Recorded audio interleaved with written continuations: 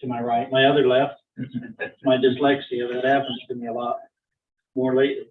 We have Brian Marble via Zoom, and appreciate that, having him with you. On my left is Tyler Riggs, and then also Bob Washburn. Bob Washburn. I was going to say Robert, but Bob Washburn or Santa, either one of those would work. And Joe Chambers on the end. We probably will have Shelley joining us soon. She might just got delayed because of weather. Last I had talked with her, she was planning to be here, so we'll see if that happens.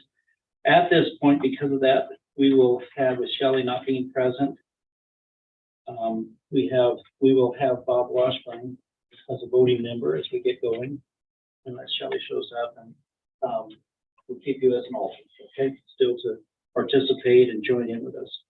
All right, I've asked Bob Hinkie to lead us in the Pledge of Allegiance, so if everybody will stand with me, please, for that.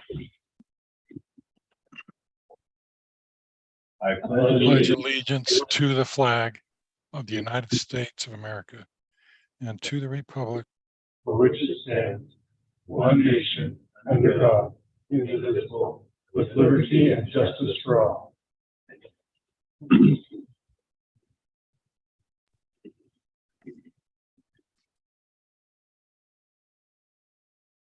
All right, we will move along with our meeting, and we will take up the approval of the minutes.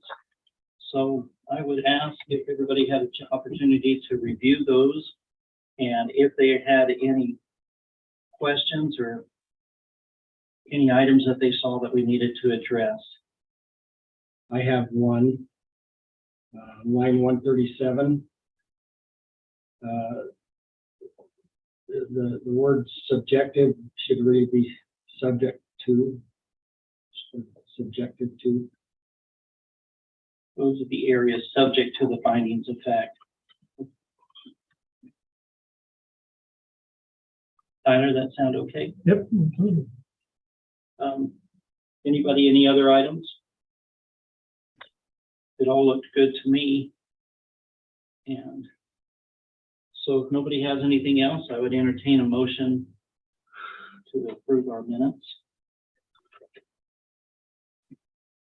I propose that we approve the minutes as with the recommended change. Perfect. I have a first motion by Bob Washburn to accept the minutes. So I have a second. I have a second by Joe Chambers. All in favor? Aye. aye. Any opposed? Okay. Minutes are approved. We will go on to our public comment section of the meeting, portion of the meeting. Did we have, you guys are both here for items on the agenda, correct? Okay.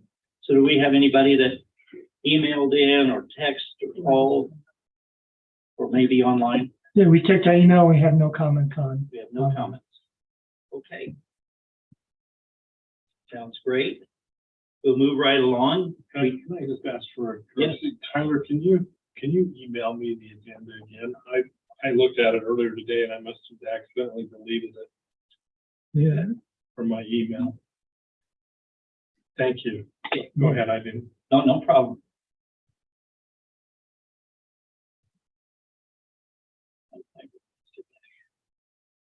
Here, so I can keep track of it. Okay, we have no public hearing items and no legislative action to take at this time.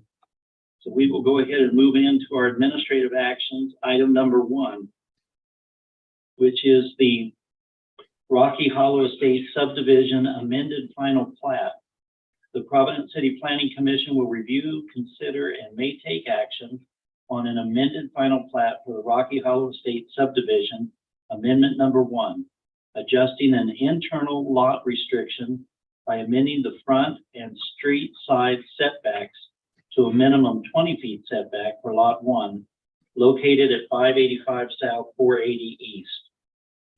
So I would invite Scarlett, if you would come up and if you would present this overview for us, that would be great. Okay. And we do have Alex Berenson, who is the applicant. He is in the audience, so you can have questions for him. As you can see on the staff report, the Rocky Hollow Estate subdivision plat was recorded in March of 2003. And in that time, they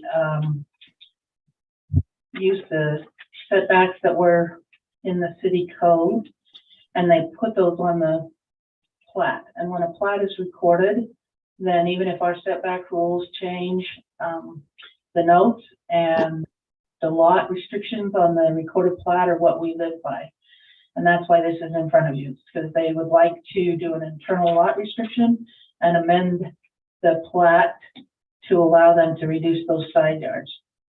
So the front yard was 30 feet and the street side yard, on the plat, it said street yard corner lots 30 feet from street. They would like to put an addition on their existing residence. And so they're requesting the front yard setback of 20 feet and a street side setback of 20 feet, which meet the setback requirements in the current Providence City Code. There, you can see the pictures of the current subdivision plat, and then there's also just a section of the proposed subdivision plat. Now this is subject to change because since our last meeting, Ryan talked with Alex a little bit, and I did as well, and we put in place that a residential street would have a minimum right-of-way width of 66 feet. Now, we don't take all 66 feet off of one person, but we do try and split the difference. And so at this point in time, we talked to Alex about dedicating an additional 6.5 feet, which would put his side at the 33 feet. We're not asking that he move any infrastructure at this point, but we are asking that he dedicate the additional property. And he's agreed to do that. One of the things that I haven't done, and I probably should have, just for the record, in the staff report, the abbreviation and the background, when I talk about the codes, a lot of times I just summarize the Utah code and the city code. So I have put in the background where you can find the complete details and code requirements for those codes, so that people realize that this is not verbatim out of city code or state code, but you do have the reference where you can get to it. For our findings of fact, we do look at Utah Code Title 10, Chapter 9A, Part 6, Subdivision. And we also use Providence City Code 241, which is establishes the Planning Commission. We look at our general plan and our master plans.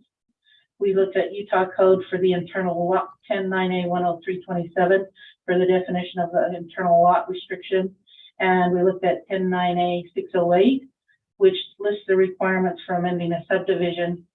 We also look at 10.9A 609, which gives the land use authority the approval of a vacation or amended plat. And it says the land use authority may approve the vacation or amendment of a plat by signing an amended plat showing the vacation or amendment if the land use authority finds that there is good cause for the vacation or amendment and no public street or municipal utility easement has been vacated or amended. And the final plat lists the requirements for a final plat. This subdivision, the original subdivision, does not have any municipal utility easements. It does have public utility easements, but there is a difference in state code between a municipal utility easement and a public utility easement. So this one is not vacating or amending a municipal utility easement, and they're not changing the easement at this point in time. So even though they're giving us the additional right of way. The final, and then in title Providence City Code 1133, that talks about the final plat requirements.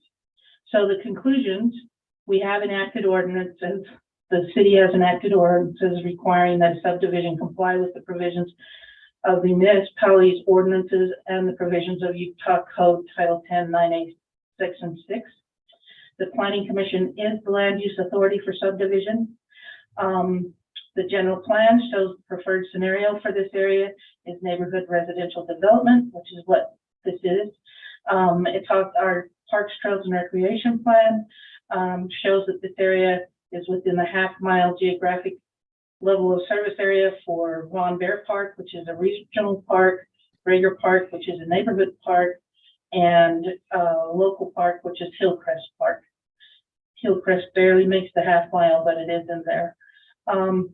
The Parks, Open Space, and Urban Trails map proposes a roadside path adjacent to the development area. There is a roadside path on the north side of Canyon Road at this point in time. So, Ryan, are we making changes to that with our new plan, or will that? I don't think it goes up Canyon Road. Okay. It will eventually make it there. Our plan will eventually make it there, as you can see on our trails plan, but it isn't in the funded project. Okay. And there wouldn't be anything that Alex would have to do as a developer at this point in time, because it does already exist there. The setbacks are considered an internal lot restriction. The petitioner is the owner of the property, and on an amended plat, a public hearing is required for certain things. It is not required to amend a plat for an internal lot restriction. So that's the reason we haven't scheduled a public hearing. And as mentioned earlier, if the Planning Commission chooses to approve the amendment, you must find that there is good cause for the amendment. From staff requirements, Aaron Walker does not have any concerns at this point. We've talked about the width of the road for that portion, and the impact of changing the original setback is also a concern. When setbacks are called out on a recorded plat, it gives the owners of surrounding lots a reasonable expectation of what can and will be built around them. So sometimes when we go in and change, that may impact a neighboring lot. However, Alex is on the corner, the street corner. He is the entry lot on the west side of the road that enters into the development. So our conditions are that we need to address the staff requirements. Prior to approving the proposed amendment, the Planning Commission will need to find good cause for the amendment, and the applicant will continue to meet all relevant federal, state, county, Providence city rules, laws, codes, ordinances. Approval by the city of any application or paperwork submitted does not alleviate the owners and or their agents from their responsibility to understand and conform to local, state, and federal laws. Providence City's approval is not intended to and cannot be construed to allow any laws to be violated. The only thing to keep in mind is that when Alex does bring his plat in for signature, it will work just a little bit different to this because it will show a vacation area. So if you look at page 1 where it says proposed, instead of it just being the plain lot right there and just showing the setback, it will also show a hashed area that will show that proposed vacation area. But that's the only change that will be made. All right. You got a question, Brian? Thank you, Scarlett. Just no questions. Well, wait. I'm going way too fast. Anybody on the commission here have any questions for Scarlett? Can you tell me a little bit more about, basically, we're asking him to add an additional 6.5 feet, which would then make the 33 feet that's needed. Yeah, Alex does have an illustration here. Okay.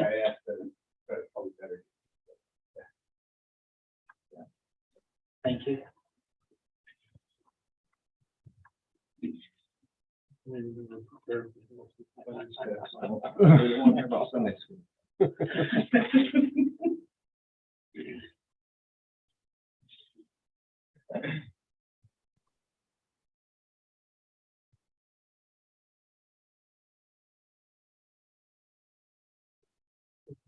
So that's giving that portion from the center of the existing roadway, the 33 feet right of way, that is what we need to stay with. the 66 Right, we would have a foot. standard 66 foot.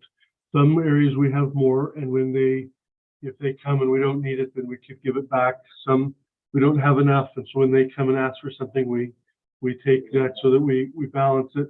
At some point, this road may be wider, may be widened, maybe add a trail. We'd like to see a trail that continues through. If you look at a bigger scale, he's one of the only ones that actually has a sidewalk. But if we widened or needed that space in order to have a consistent sidewalk throughout, we would need the 66 foot to have a consistent sidewalk or a consistent bike path, and so as we come to those, we try to fix and clean up areas that don't fit the standards, the current standards. The other question I had was, if I understood correctly, we talked about the setback at the time that the development was approved and so forth. We had a 30-foot front setback, Mhm. and now our code is a 20-foot setback, Correct. which is what he's asking us to go to. Right. And if you look back on some of the old plats, sometimes the developer wanted a certain look. So as long as they exceeded the minimum, they could have some. So we do have some setbacks where developers have chosen to have deeper setbacks than our code, but we always rely on what has been recorded with the setback when it comes to reviewing the current law. That's why they have to come in and actually go through this process if they want to change it. Anybody, any other questions? Yeah, this may sound complicated, and I don't mean to get complicated, but normally when there's a requirement of property being contributed to the city, it's called an exaction. And under the constitutional taking laws, the exaction has to have some direct relationship to the development exaction. And quite frankly, I don't see where adjusting a setback is a development exaction. Granted, the lot owner can do whatever he wants, and a lot of times lot owners or property owners concede the city wishes to get movement on their projects and move it along. But I have to tell you, I looked at this last time it was before us when they weren't here, and I've looked at it again, and I don't see where the city has the right to require the exaction on this under the Nolan and Dolan tests that are enunciated in the Supreme Court. And if you want, you can take a look at this BAM development case, which is Utah law. It's 282 Pacific 2nd, 41. It's 2012 decision from the Utah Supreme Court. Is that the proportionate share? It has to be proportional to what is the impact. And quite frankly, and I don't mean to pick on Ryan, but to me, a trail is not proportional related to the setbacks at all. That's something that we like. I ran into this with my cousin down in Pleasant View City. I happened to be down there for a city council meeting, and he's a developer down in Weber County, and they wanted a trail. After the meeting, I met with him and I said, Jody, you don't need to do that. It's not constitutional. He basically said, yeah, fighting the city and the interest rate that it's going to cost me for the project, it'll delay it. It's just easier to give them the trail. And quite frankly, I don't want to see that develop into a situation here in Providence where we're exacting property from a private property owner if the exaction is not roughly proportional or directly proportional is the test to the setback. Now, if you were changing something other than this property line setback, I wouldn't have a concern. But again, since he's willing to do it, I'm not going to get in the way and tell him not to, but I just have some questions about the constitutionality. Okay. Yes. So, Just one Am I second, done? Alex. Is everybody okay with Scarlett's be down? Thank you, Thank Scarlett, you. very much. Thank you, Scott.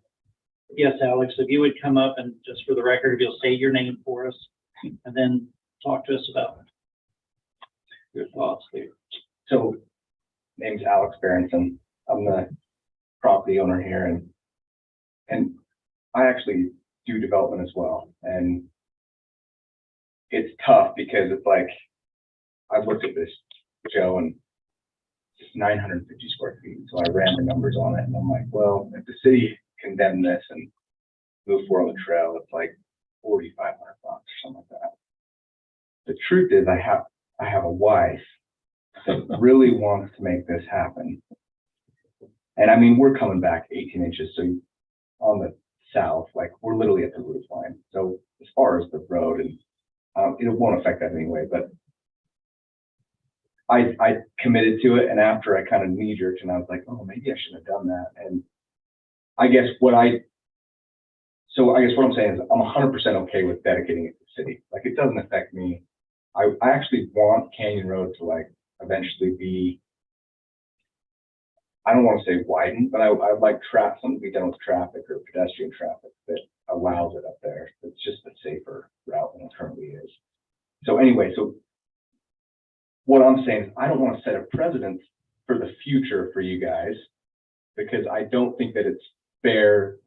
But in this instance, like I don't really care. I don't care about $4,300 in 10 years, which might turn into $6 or $8 grand. I don't care about that. But at the same time, I don't want to do it to set a precedent for the future. If someone comes in the future and the city's saying, hey, we want a half acre. We're willing to do this for you, but we need a half acre of your property. And I think that is a taking, right? I don't think that's fair, but anyway, that's just my thoughts on it. So I'm totally fine with it to move forward, but I don't want to set that precedent because I know what it means down the road too. So. Well, and I understand that, and I appreciate your candidness on it. Well, let me just say one Sure. other thing. It's not like he's not related to a decent attorney here in the valley that can give him better legal advice than I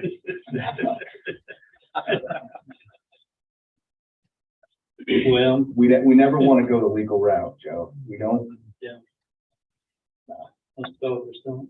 You talked about not setting a precedent and so forth that way. My big concern is the precedent in changing the right of ways. Yeah. It's like it states in there,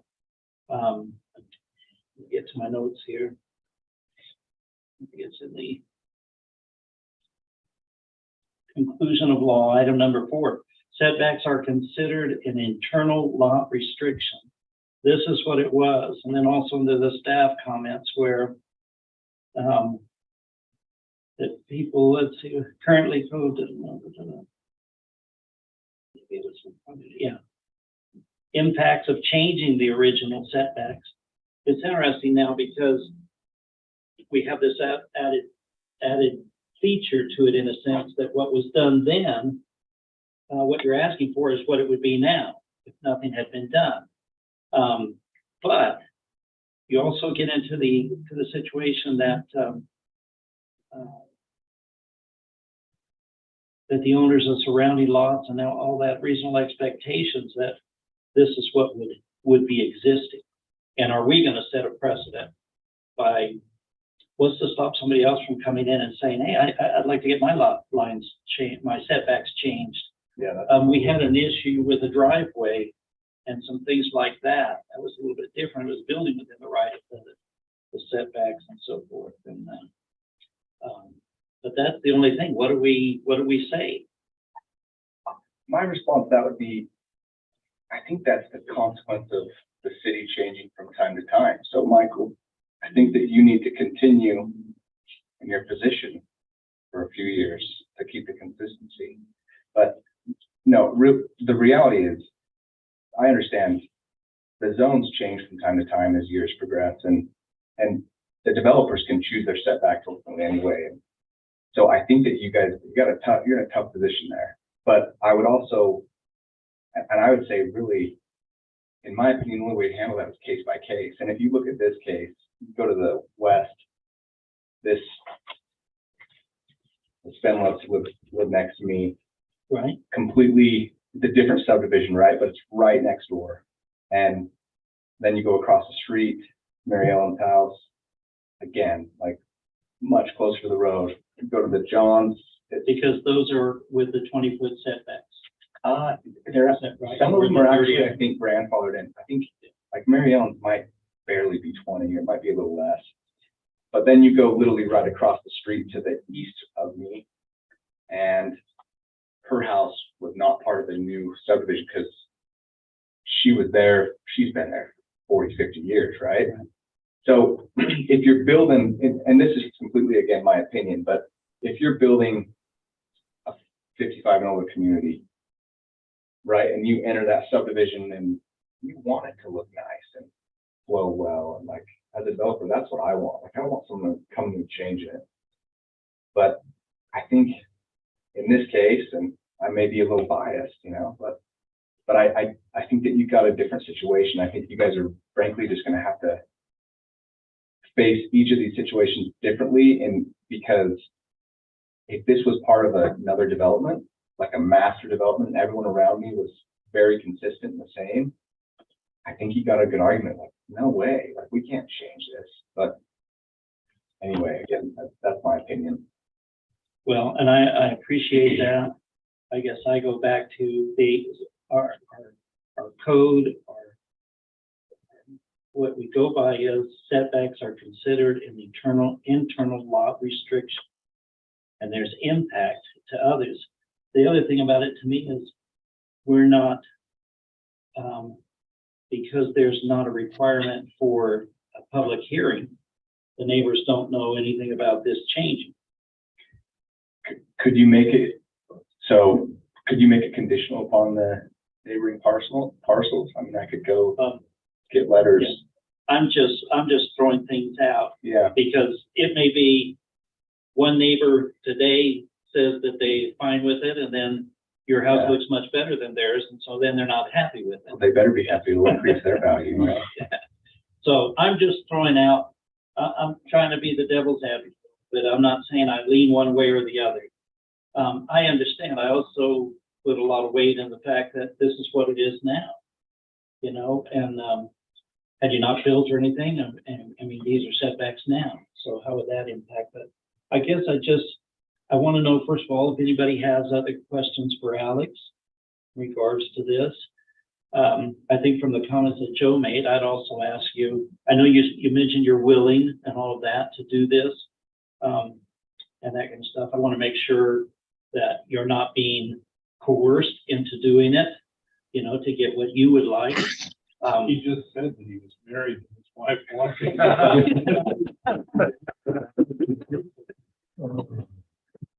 Is she watching? You need to write it down and have to know. I probably said something wrong. So those are a couple of my concerns. So anybody, any other questions for Alex? I've got one that Michael. Okay. Alex, would you be willing to take $4,300 for that piece of land that you have here to offered to the city for nothing? Sure. I mean, great. Yeah. Whatever fair market value is on that piece of property. Yeah, I got that number off of, and I tried to go kind of low on that, but Okay. yeah, I think everyone would, but yeah, I mean, it again, $4,300 are the happiness of my wife, and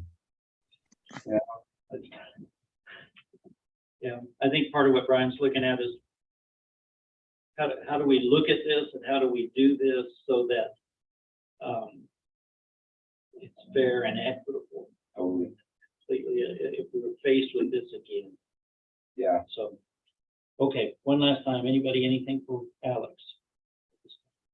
Okay, Alex, thank you very much. Thank you. Thank I you. appreciate it, appreciate the comments. What I'd like to do now is open it up for discussion amongst the council here, commission, and get your feelings and thoughts about it. I'd like to understand a little better what you said, Joe, about proportional. What exactly does that mean? What are we talking about? The Van development case was a case down on 3300 South, and they were doing a massive development, and the county required them to dedicate a portion of the development to widening 3300 South. and the developer had his project laid out. I don't know if these are the numbers, but let's say 946 homes. And with the exaction, it required him to lose about 60 homes by widening them. And so that was enough money to fight over it. There were no cases in Utah at the time. There were federal U.S. Supreme Court cases, but it went through the court system. And I get faced with this when clients come to me and say, Fox Elder County is requiring that I dedicate a certain portion of my property to widening the road.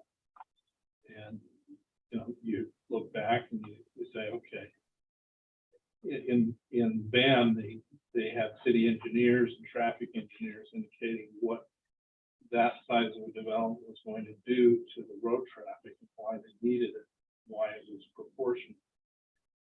I get out in the county in Fox Elder somewhere on a road that is, you know, basically a 25-foot wide road, and there's a house going in, and the traffic on it is rare in the first instance, and you have a hard time seeing the proportionality of that house being required to dedicate additional width for the road. But each case is independent on their own. And I don't want to waste the time in terms of everybody's time, because it seems to be a moot issue because he's willing to do it. I just thought I would bring the issue to the forefront. So I'm just trying to understand so I can understand what a possible solution is. And it sounds like Ryan's solution of, can we buy it, that solves the problem. Does that solve the problem? Well, I mean, there's another option out there, and that's that Alex and his wife could just make it into a charitable deduction to the city and move on, get a value of it, because they can take the position that the city didn't have the legal authority to require the exaction. And I think that's what Alex wants to do, is just move on. But I think it's something we need to be aware of when we take a look at this. And I think you bring up a good point. If the other neighbors want to adjust their setbacks in the future, it sort of sets a precedent as to what we're going to do. Right. That's what my concern is, because I believe that the road needs to be improved, and that if it's supposed to be 66 feet, then we ought to make every effort to make that happen. So we certainly want to do it legally. Well, and I think not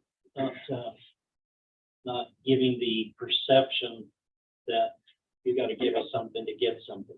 I like the idea, Joe, of it being a donation. There's people that donate property all the time to cities and states, things like that, for parks or whatever. And this is a goal of the city to have that width of a right of way. What he's giving us allows us to have that half of it to match and meet what our needs are, what the city has set. And I like that, and he gets some benefit from it. And so I think that's that. I like that idea, and I like that solution to it. The other thing to me, though, is as we come back now to the setbacks, the changing of the setbacks. And just because we did something one way before, we did it, it impacted in that development, and something changes now. It doesn't mean that everything from here can change. I'm curious how much this lot, how many other lots were done at that time that had the 30-foot setback surrounding his. I would be interested to know that. But you know, is it just a few lots? Is it a Well, I can talk on one of his lots, but I can pull up that the Rocky Hollow. I had that development here, but there were a handful during that time, but none on Canyon Road. So here's the deal that is different between his property and the others done in the same development, and that is classification of roads. That is the traffic design. I mean, I don't know that we want to get into all of the different ones, but just to keep in mind, I'll see if I can pull this up here. Yes, Alex, go ahead. There's actually one house, because I pulled it. And I'm like, are my neighbors, are they all in compliance on this too? And there's one house that's not actually, but I think it's like 12 feet on the setback on a corner. It's in the back of the cul-de-sac. So the development was these, not this one, as Alex has said, it's not the one to the east, but his along here. So he is the only development that his house would be the only one that would follow on a major collector route. Right. All others, although we have a standard of a 66, even on a major collector, we would look for greater if at some point we had that as an option, because on a major collector we actually design as a 80-foot right of way, but a 66 is a standard that we do for all lots. It is not just because of a trail. It is not just because it is the minimum in which we ask for. When Canyon Road came, it appears that Canyon Road came as a county designation, and under county ones, when they first come in, generally the resident on a county road owns to the center of the road. In a city, the city then usually owns the roadway, and so when cities are dedicated and incorporated, they generally plat out and they work those. At least Providence did. Providence's original plat, I believe, was 99-foot right of ways. So when we were originally platted, and so when Providence Canyon Road was added, it would have been a county road, because you can see the remnants of that ownership to the center of the road. And so this being a major collector road, the design and the intent on the transportation plan, as well as a trail plan, as well as through our general plan, all of which plans have been adopted by our council.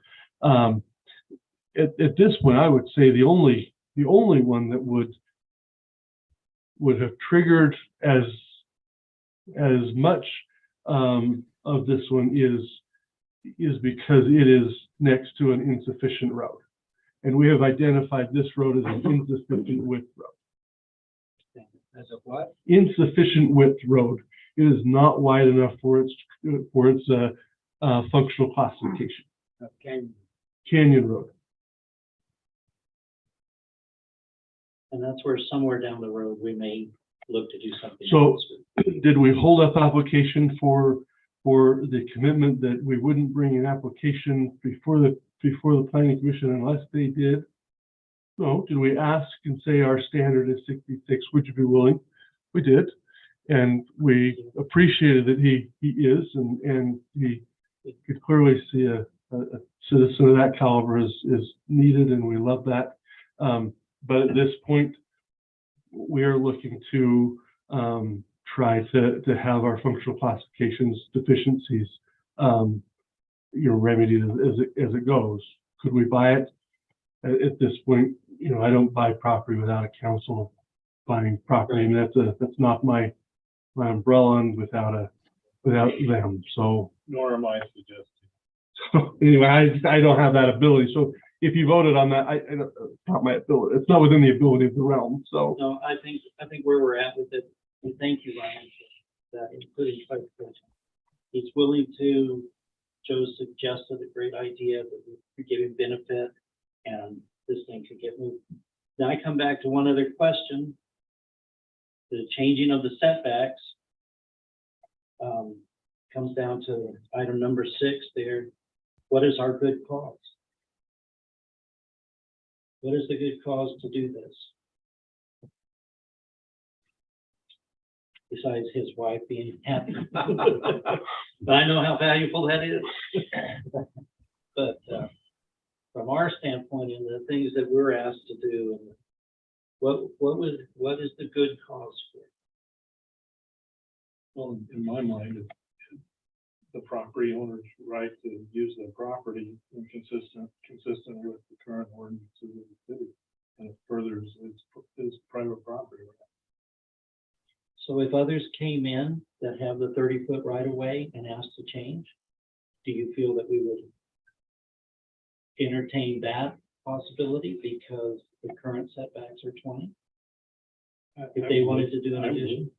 Okay, I'm just trying to, I just wanted to know. I want us to be prepared that if that was to happen, that what position are we going to take? And that we would give them the same opportunity as we're giving to Alex and his family. What else? Tyler, I'm sorry. Paul. Well, my thought was that it provides the right of way to have the road be the size it needs to be. That's a benefit for the city. And you know, to me, that's a good cost as well. Okay. I agree with the good cause of the private property rights and the benefit that the city could get by having the center right away.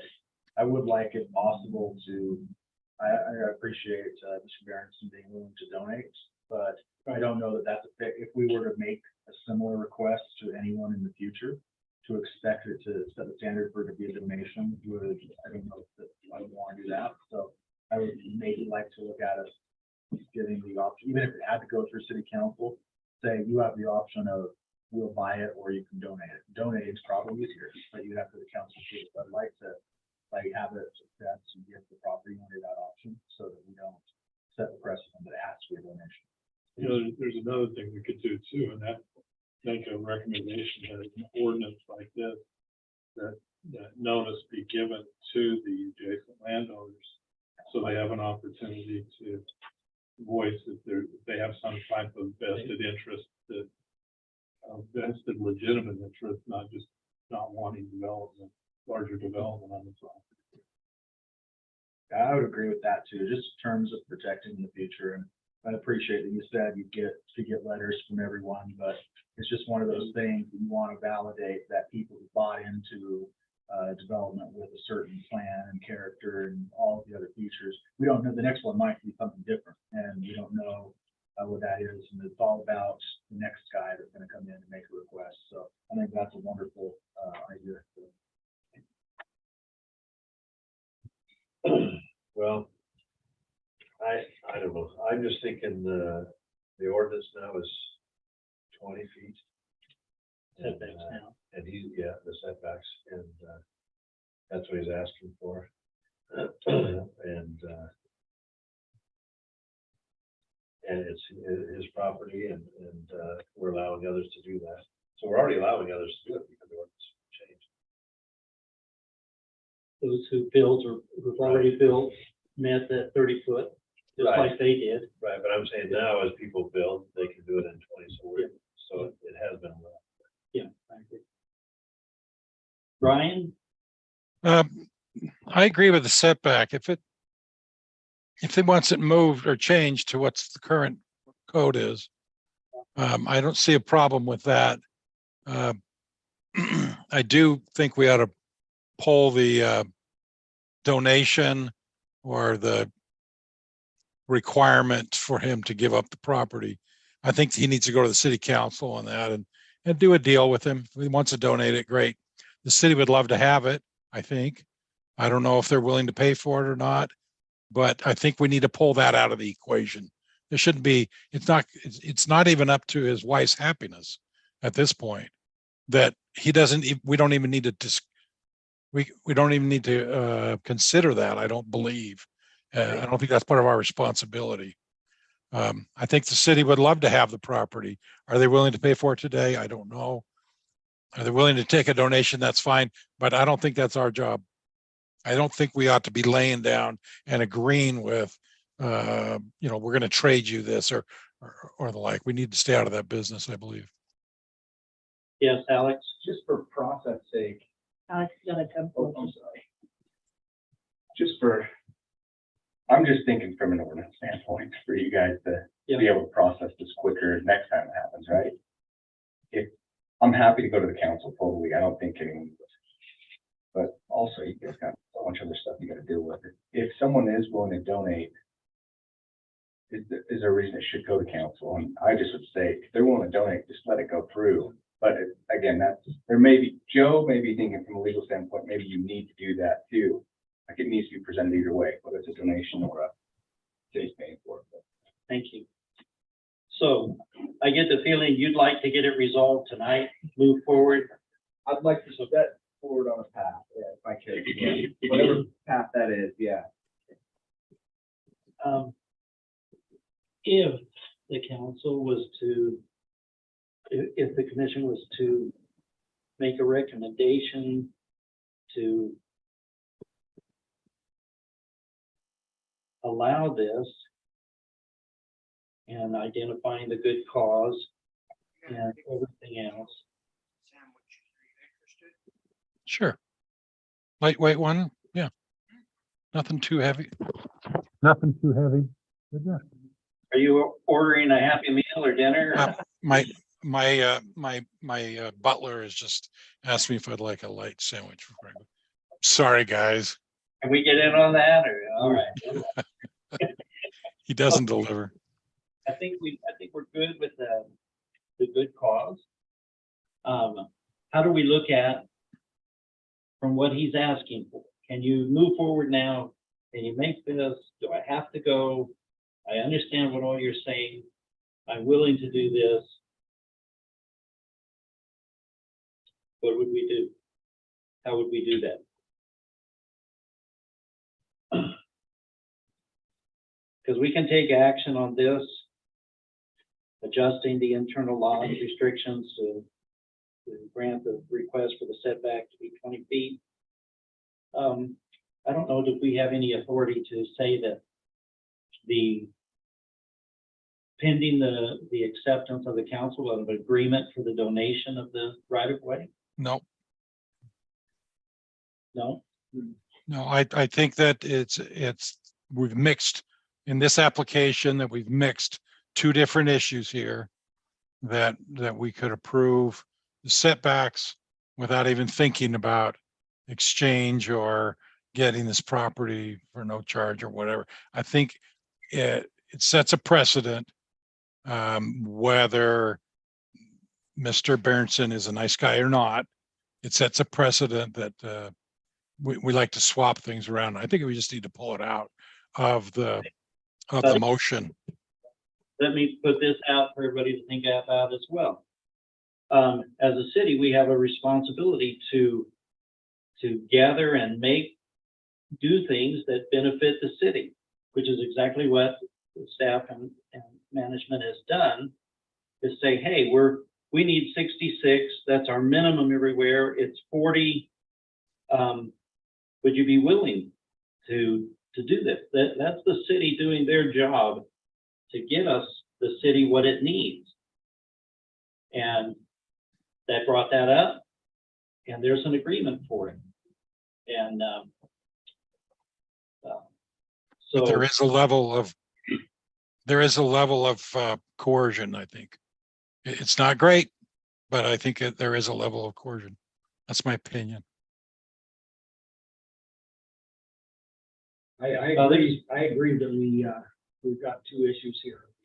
We're only being asked to address. okay,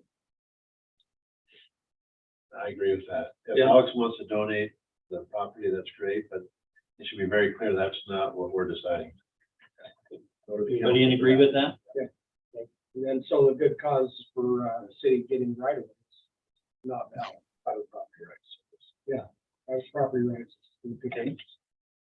So our action really tonight is to determine whether we would take action and approve the adjustment of the internal lot restriction and the setbacks going from 30 to 20 feet.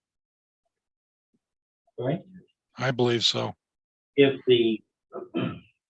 then if the city wants to pursue an arrangement for the donation or purchase or whatever gets worked out, Ryan, is that something that That's not something we're involved in.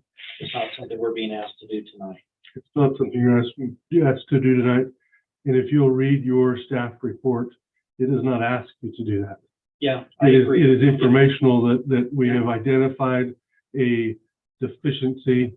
We've identified that, we've noted it, and we have discussed with the property owner, but that is not what you're deciding tonight. Well, and I agree 100%, and I also Well, understand and support the effort to improve our city and to improve those things and to look at every opportunity. So, okay, any more discussion that anybody like to have regarding this? Alex, any other comment you'd like to make? No, thank you. Well, I would entertain a motion in regards to, I would move that we approve the Rocky Hollow Estate subdivision amended final plat. The amendment number 1, adjusting an internal lot restriction by amending the front and side setbacks to a minimum of 20 feet for lot 1 for the property located at 585 South, 480 East. And incorporating that and adopt the staff's findings of fact, conclusions of law, and conditions with the express understanding that there is no condition placed on any exaction of private property as part of the approval. I have a motion. Do I have a second? I'll second it. All right. I have the motion by Joe Chambers and a second by Brian Marble. All in favor? Aye. I, Any opposed? The motion carries. Thank you very much. Thank you for your patience. before we go too far, can we make a motion to recommend to the city council that they purchase or they obtain this property that Mr. Berenson is very Not on the agenda. Not on open. the agenda, so it's not an item that we can address. Oh, Ryan, you're such a killjoy. Hey, I'm willing, I'm willing to go after getting all the right of way we can to be in compliance with our general plan and our master plan. Oh, I'm not in opposition to you, Brian. It's just not on the agenda. Oh, no, you're not in opposition. You're just a killjoy tonight. Well, you made me get coal last time, so I don't even feel bad. All right. Thank you, Alex. All right, let's move on to item number 2. Just a second, let me get my system back here. Item number 2, the Providence Springs 55 plus cluster development special review. The Providence City Planning Commission will review, consider, and may take action on a special review for porches in the front setbacks for the Providence Springs 55 plus cluster development. We have with us, oops, excuse me here.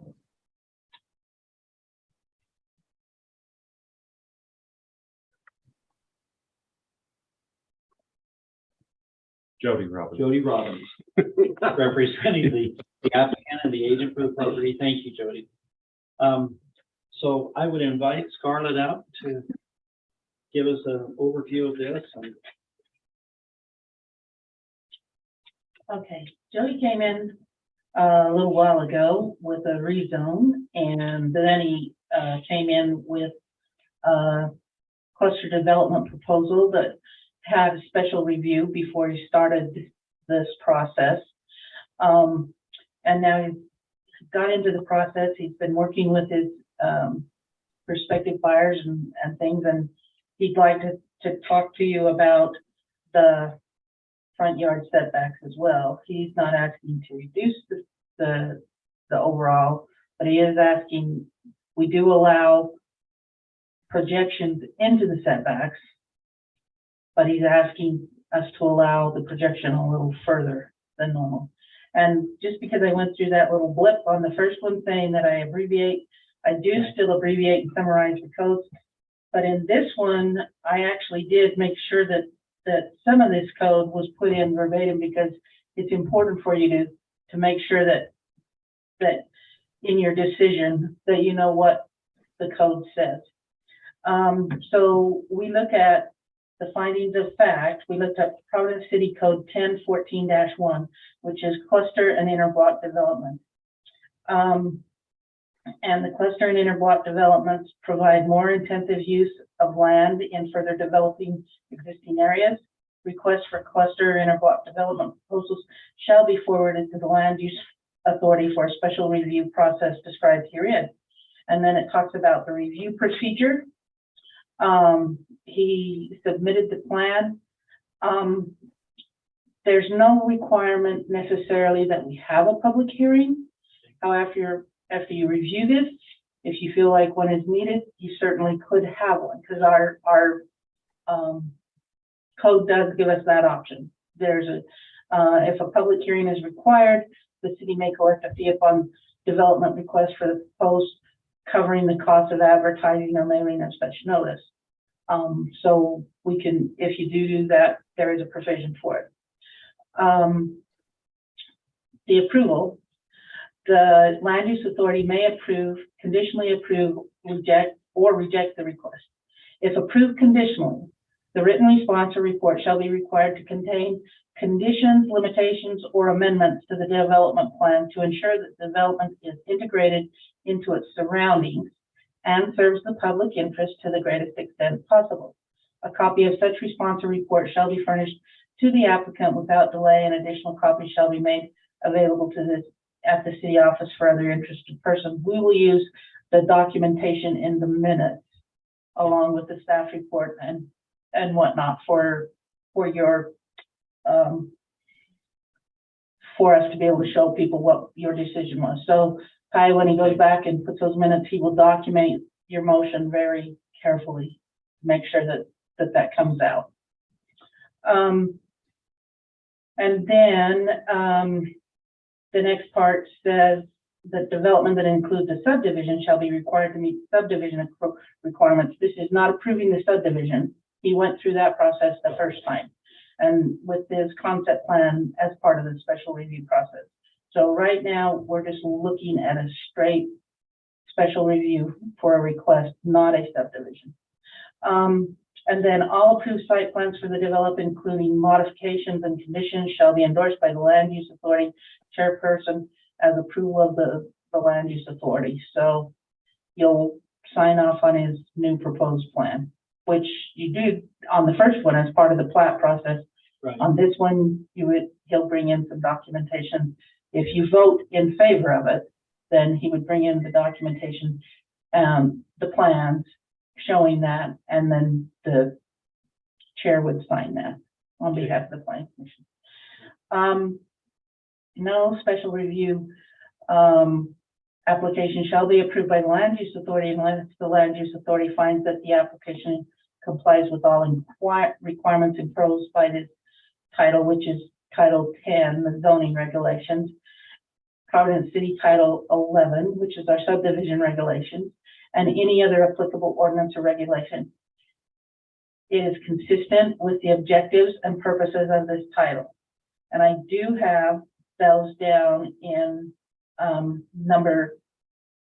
So we've got findings, and then I apologize. We had findings, and then we have the code numbering, and so it kind of goofed up the numbering on this report a little bit. But if you go down to 2 PCC 10-1-2, that's the purposes, and that's right out of the zoning title, right out of our city code. So you need to back up here again. It needs to be, if you're going to prove it, it needs to be consistent with the objectives and the purposes of this title. It's designed to be compatible with the surrounding land uses, and is designed to be compatible with the physical features of the site upon which the proposed development will be placed. And then the modifications, in considering an application for cluster or interblock development, the land use authority may impose modifications or conditions concerning the following development features to the extent that such modifications or conditions are necessary to ensure compliance with the criteria that we just read in subsection 1, those 4 criteria. And then I'm not going to read this whole list, but one of the lists down in K, it does say setback, yard, and area requirements. Now, in that same list, B said street and road capacities in the area and ingress and egress to adjoining streets. That was taken into consideration, and there was, the streets were allowed to be, the right-of-way was allowed, this is a private development too, I might add, and the right-of-way was allowed to be less than our normal 66-foot right-of-way. Site plan amendments, no approved development may be modified, structurally enlarged, or expanded in ground area unless the site plan is amended and approved in accordance with the procedures. We're not asking to approve or to change the area of the development. No property lines are being changed in this at all. This is just I shouldn't say just, because it's an important thing. This is, the only thing you're considering is, do we allow the porches to extend a little bit further into the setback than we normally do? That's what you're looking at. There will be no increase in the number of dwelling units beyond that specified for the zone. So it's not going to increase the unit count or anything like that. And then the purposes, our zoning title calls out the purposes: health, safety, and welfare. The purposes of this title are to protect and promote health, safety, order, prosperity, and general welfare of the present and future inhabitants of the city. This includes regulation on height and size of buildings and other structures, percentage of lots that may be occupied, size of yards, courts, other open spaces, density of population, and the use of building structures and land for trade, industry, residence, or other purpose, and the landscaping thereof. And then one of the other purpose is to consider resource conservation. It's designed to conserve the value and integrity of the rural residential neighborhoods, encourage attractive and functional commercial centers, ensure orderly growth, protect life and property from natural hazards, ensure efficient and safe traffic movement, increase and stabilize the local tax base, preserve culturally and historically important sites and landmarks, and encourage good visual quality and high aesthetic standards, and efficiently utilize and conserve the city's resources. So those are the things that you got to look at to see if this development or this request meets the objectives and purposes there. And then in 10.8.3, it talks about the use of setback. I'm not going to go into those, but you can certainly see them there.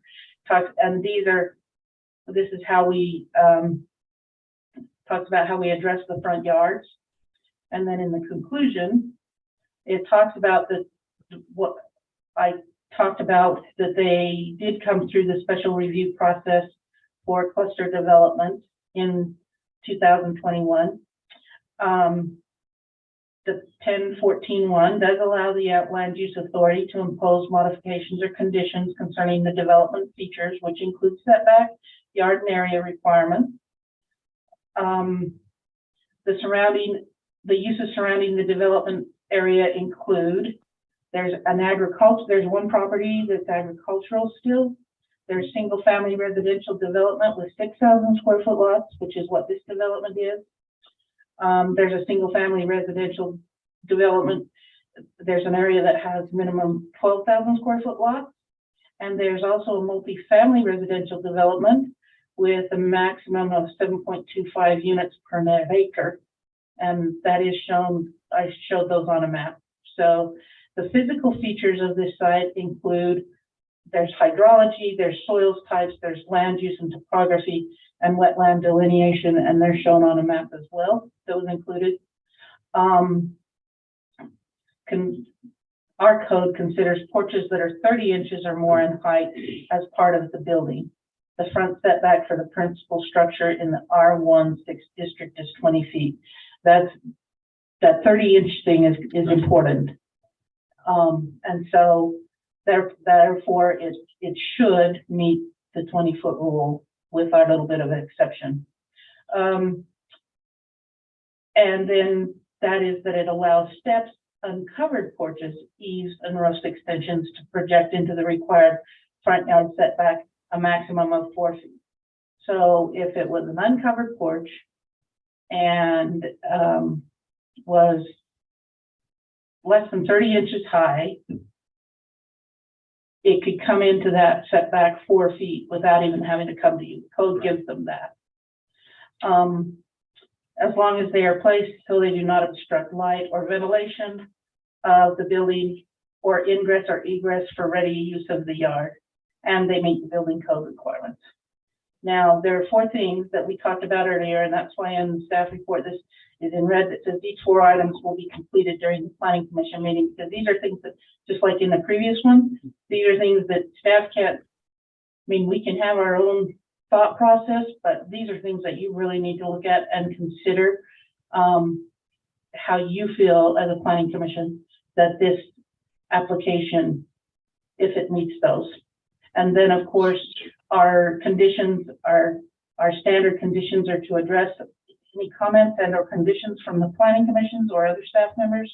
So if you propose additional conditions tonight, Jody's proposal would have to take that into effect when it comes back to finalize the site plan that you would sign. And then the applicant will continue to meet all relevant federal, state, county, and Providence City rules, laws, codes, ordinances. Approval by the city of any application or paperwork submitted does not alleviate the owners and or their agents from their responsibility to understand and conform to local, state, and federal laws. Providence City's approval is not intended to and cannot be construed to allow any laws to be violated. So, questions? Oh, and I might explain, Joe, in the packet too, you received a letter from the applicant.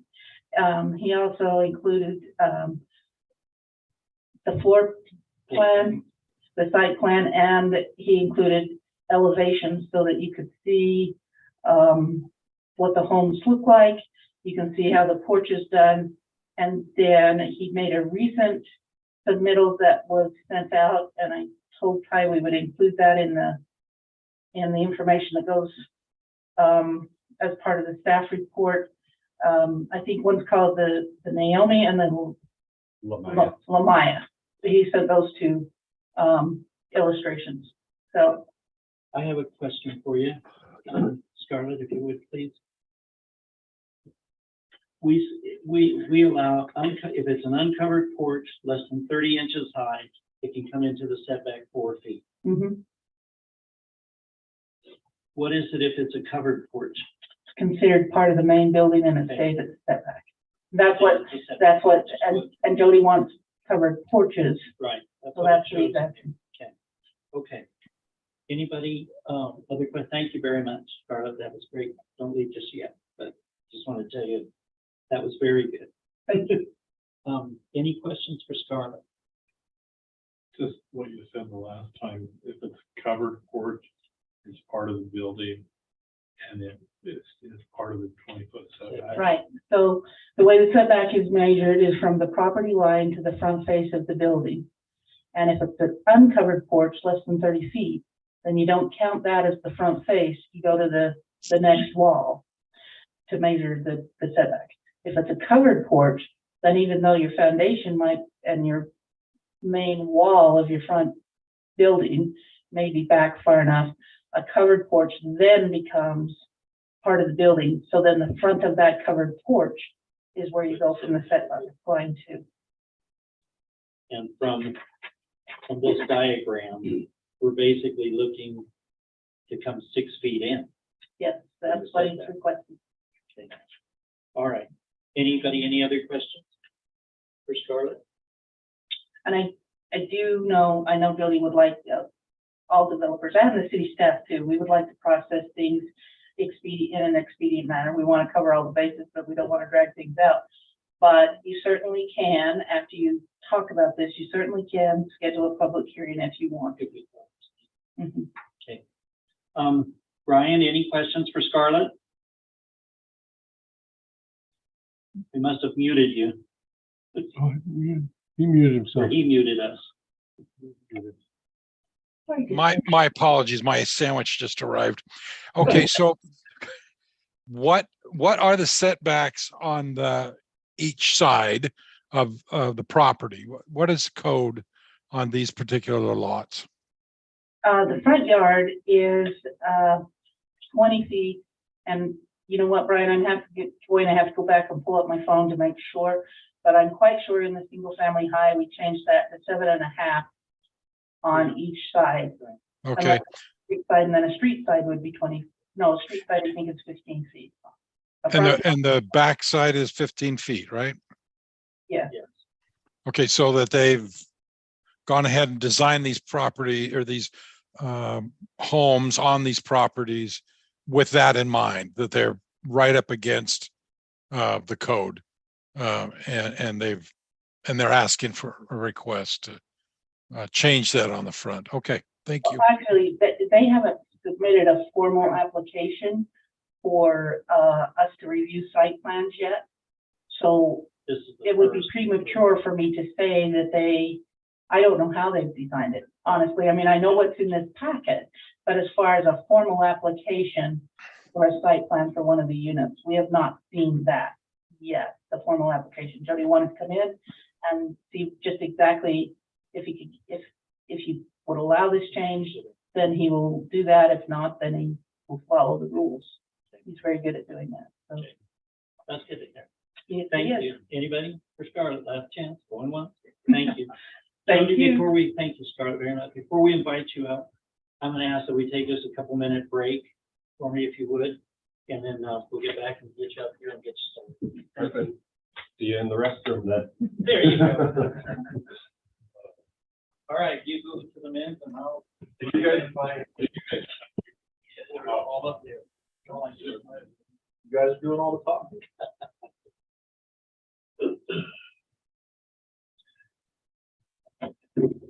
So while we're waiting, Scarlett, I got a question, not related to that really, just the setbacks. I'm curious because I'm looking at doing something over at Garden City. And I'm looking at the setbacks there. I have a corner lot. So I understand the porch cover counts as part of the home.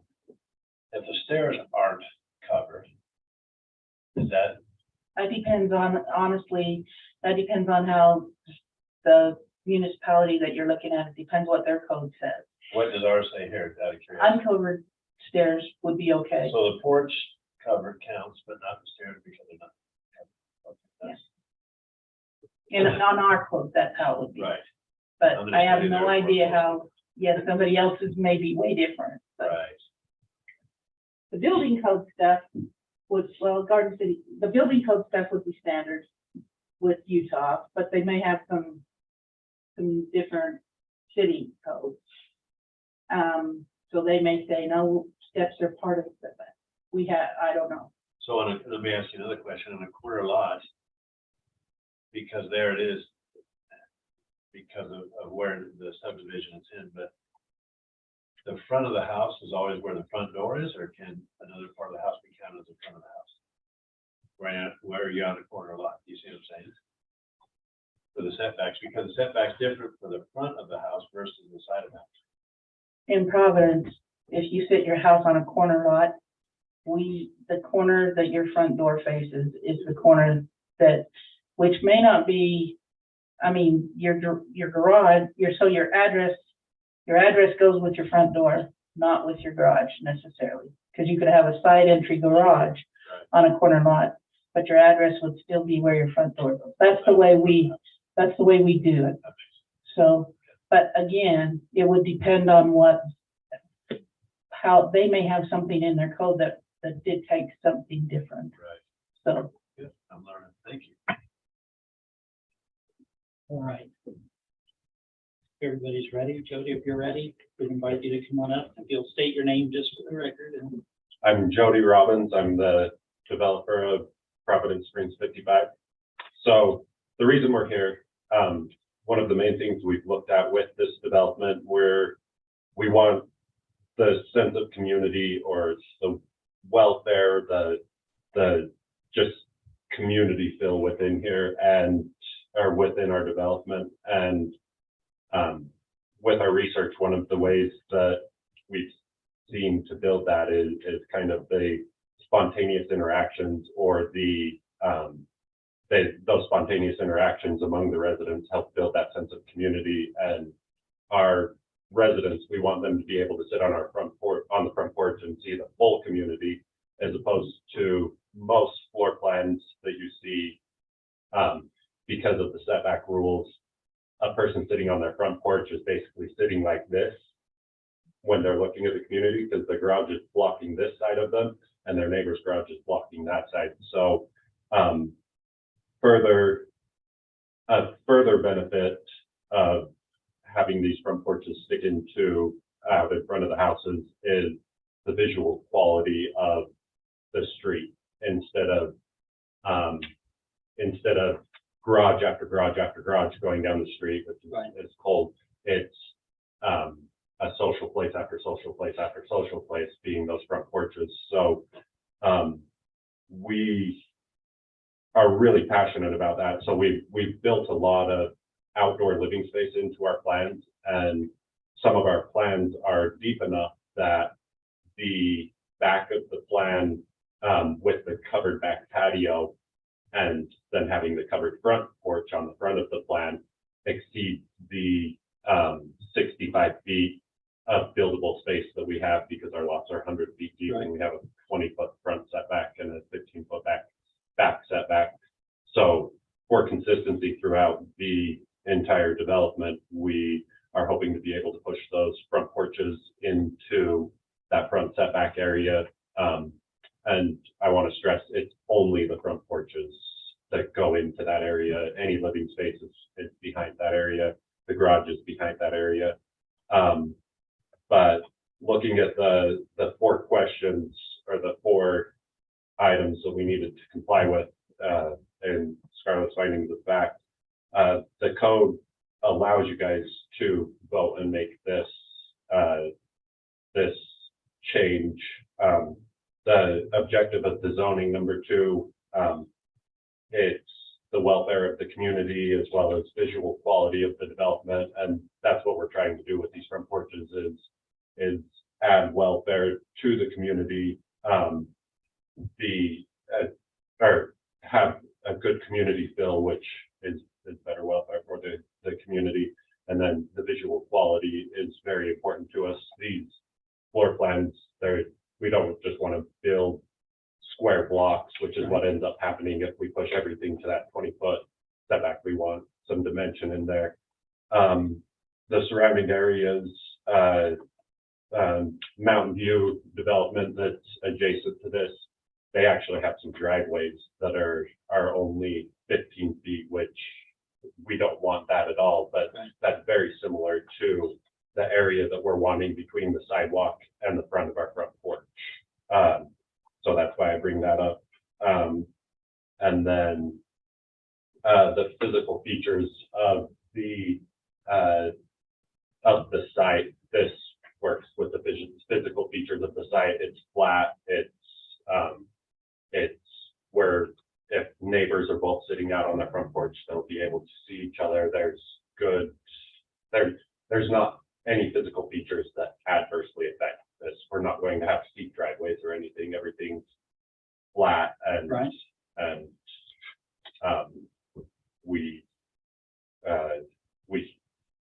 they fit into what we envision the development being.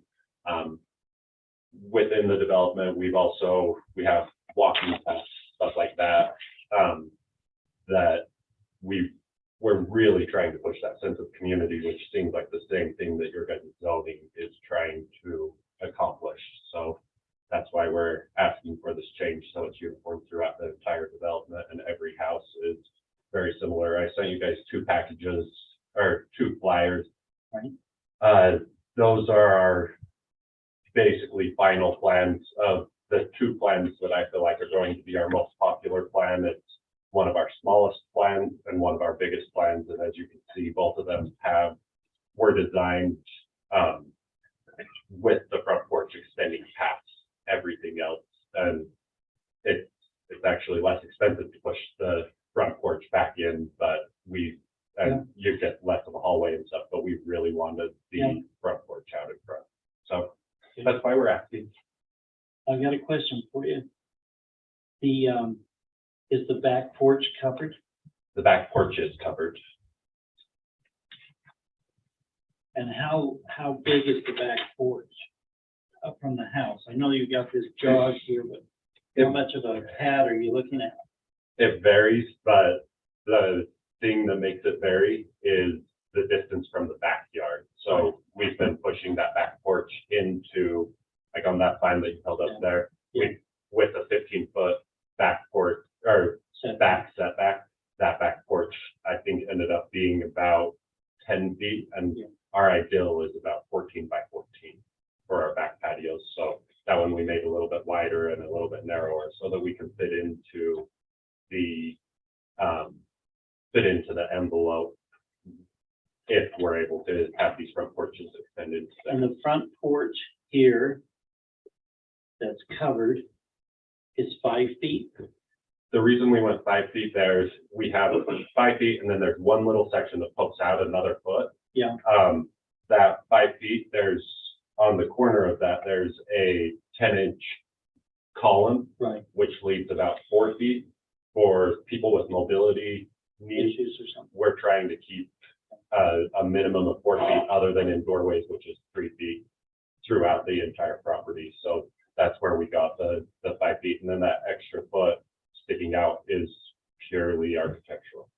On these lots, if you don't, do we have utility easements or things back here? No utilities. I'm just curious if it would be easier to just push it back and ask for the ability to go into the rear setback instead of into all the front. That's definitely one solution. We're trying within the 55 and older demographic. We're also the closeness is a goal for communicating. I mean, somebody that's 20 feet away talking to you versus 15 feet away, there might be some differences in the hearing ability there. So that was our thought on pulling it forward instead of pushing it back. Additionally, we're trying to do these as efficiently as possible, especially in today's market. So we're wanting to keep that front driveway at the 20 feet or close to 20 feet if it's 22 or. Well, that would be, well, if you pushed it back, you're adding that 5 feet or 6 feet. Yeah, and it's not. Add to your additional, so you got additional cost there, but. It's not substantial. But the more so it's the bill of the development. In one of my prior developments, I actually extended that setback to 25 feet. Yeah. Because in a standard development, a bigger front yard is a benefit. Yeah. In a 55 and older development, that's not necessarily a benefit. We plan on doing all of the landscaping in here and maintaining all of the landscaping, and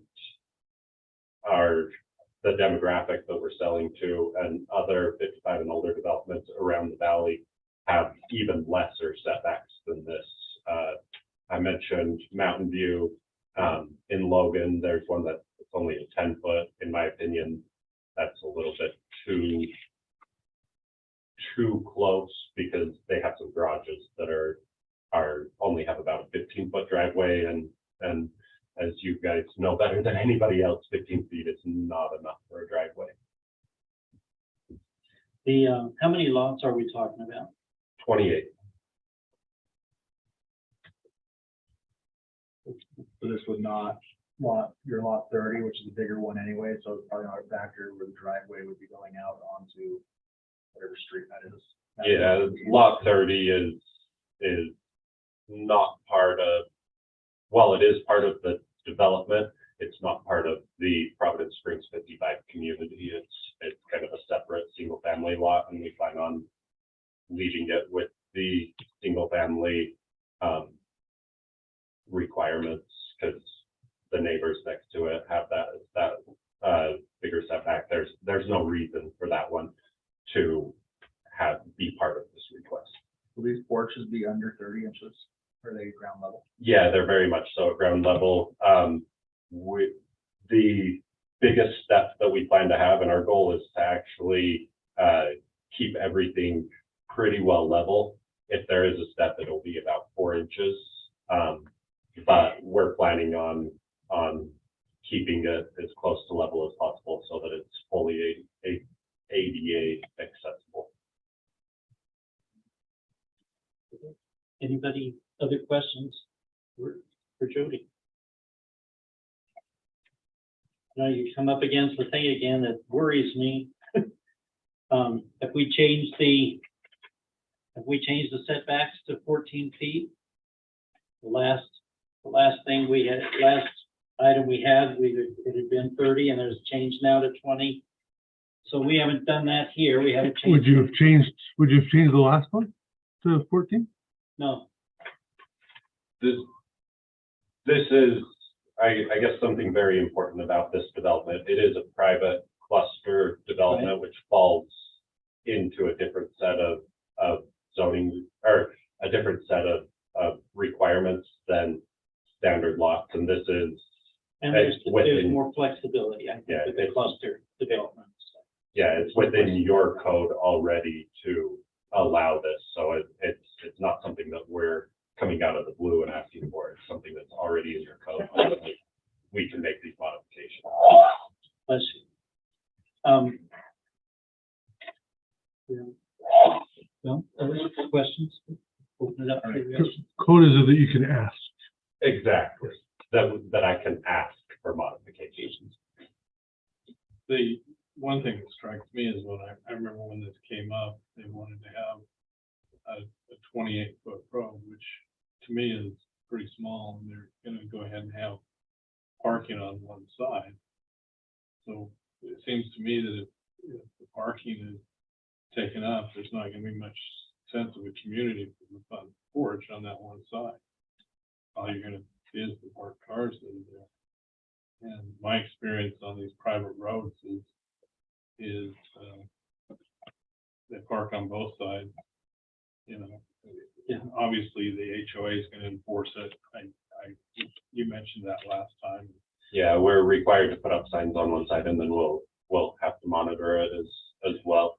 And with the parking, we do have 4 off-street parking spots minimum for each house, and in the 55 and older development, as opposed to just a standard development, usually there's, well, our CCNRs don't allow there to be a lot more than one person under 55 living there. So typically a 55 and older couple or individual person living here isn't going to have the number of cars that maybe a younger family would have, where they have kids with cars and stuff. So we do So anticipate. there's a birthday party or a celebration for Christmas, everybody shows up. Yeah, definitely on those times, but the sense of community is 90% of the time. I guess my concern is we're gonna have the 28-foot road with 8 foot for parking. And then we're gonna project into that setback under 6 feet with the narrow road. I have a hard time visualizing that to actually go put string down on the ground, see what that looks like for me to understand it. But Yeah. Seems like it's pushing the envelope on it. I'm open to saying that. It seems like that's a lot of narrow space. It's the fact that it is a private cluster development is a huge impact to me in wanting to find a way to, I could see wanting to have the bigger porches being really attractive to the people who would be moving in here, and it's not going to impact another neighborhood. What I'd like to to changing setback is rob Peter to pay Paul and take 2 feet on the back, so make that 13 feet. And then the porch is allowed to move out under our current, because it is going to be under But 30.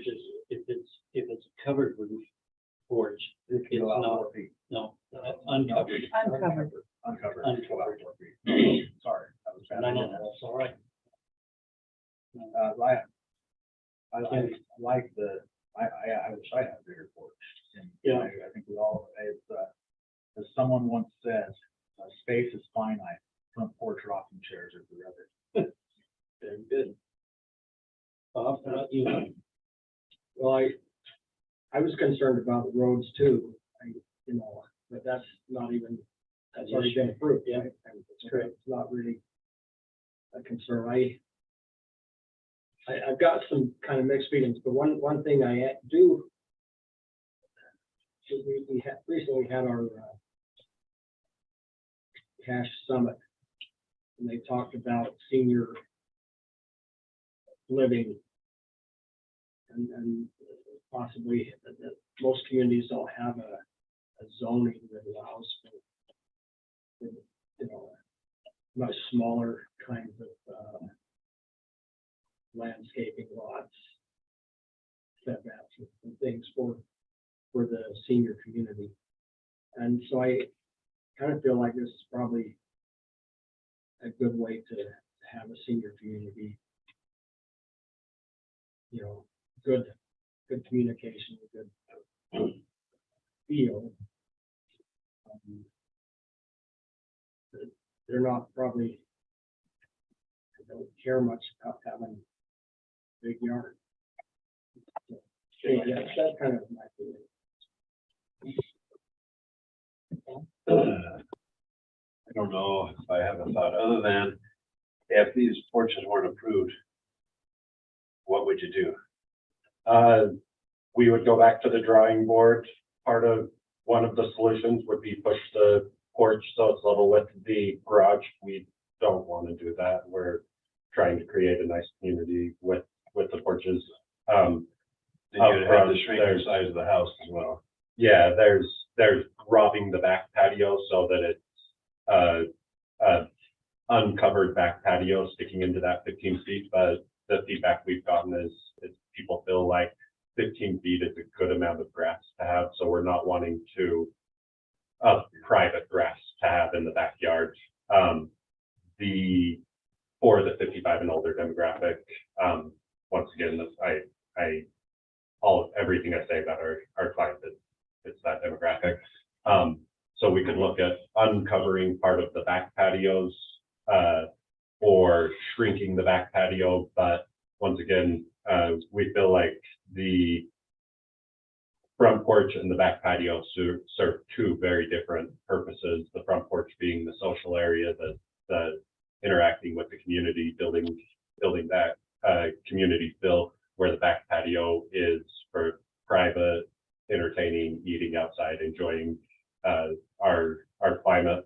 So we are hoping to find a way to get both the community feel and also the back patio amenity, the good sized back patio where they could have a dining set or furniture set out there that's covered that they could use in the good months of the year and be able to really utilize that outside space. And all of our floor plans have been designed with that in mind. Every one of our floor plans has both of those features, and we're hoping to keep both of those features.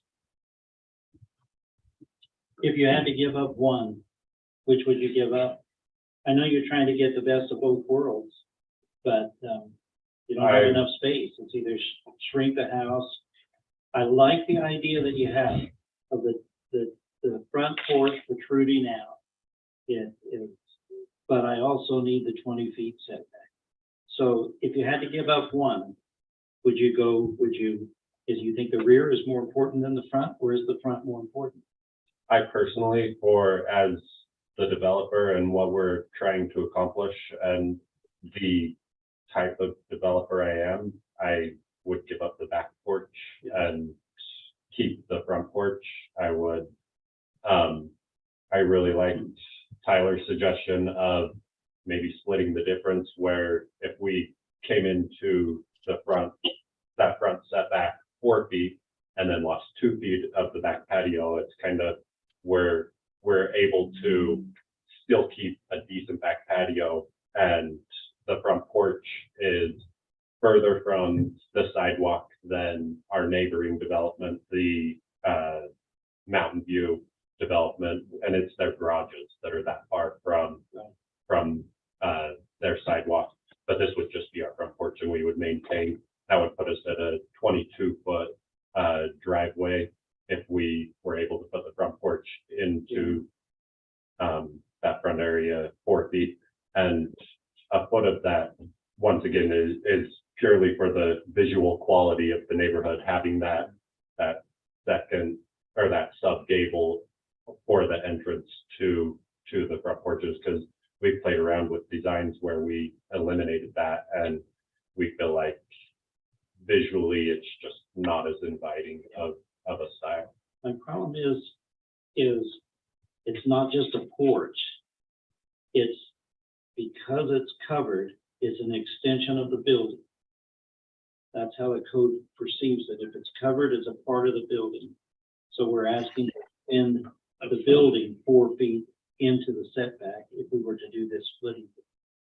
And I understand the thing about the back and wanting to take advantage of that, but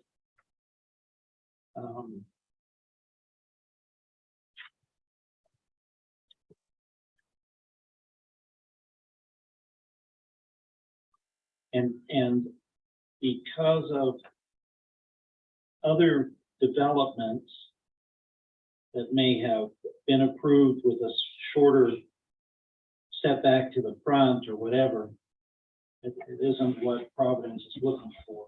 I just conclude it. I love the idea of what we're doing to the front. I support that 100%.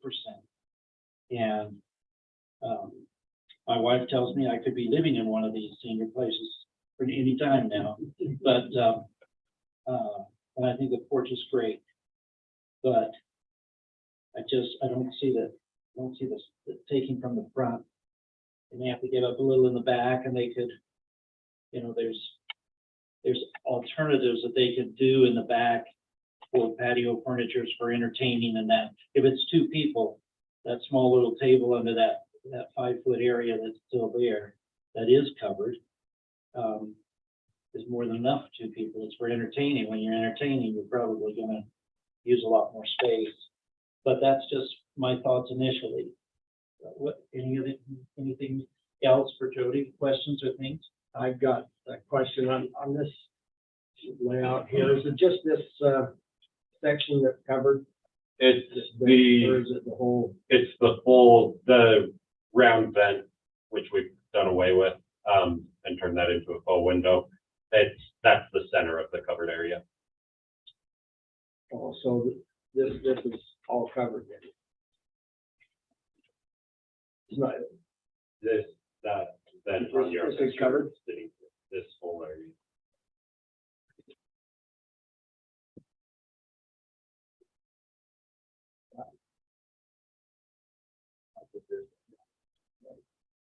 Okay. Anybody else, any other comments for Jody? Jody, thank you very much. Is there anything you'd like to say before? No, I look forward to hearing your guys' discussion. Appreciate it. Thank you Thank you. very much. Brian, I'm sorry, I forgot to ask you before we let him sit down. Did you have anything for Jody? I feel very included. No, I didn't have anything for Jody. All right, I'll open up the discussion. Amongst the commission members of what our thoughts are here. I don't have any. Okay,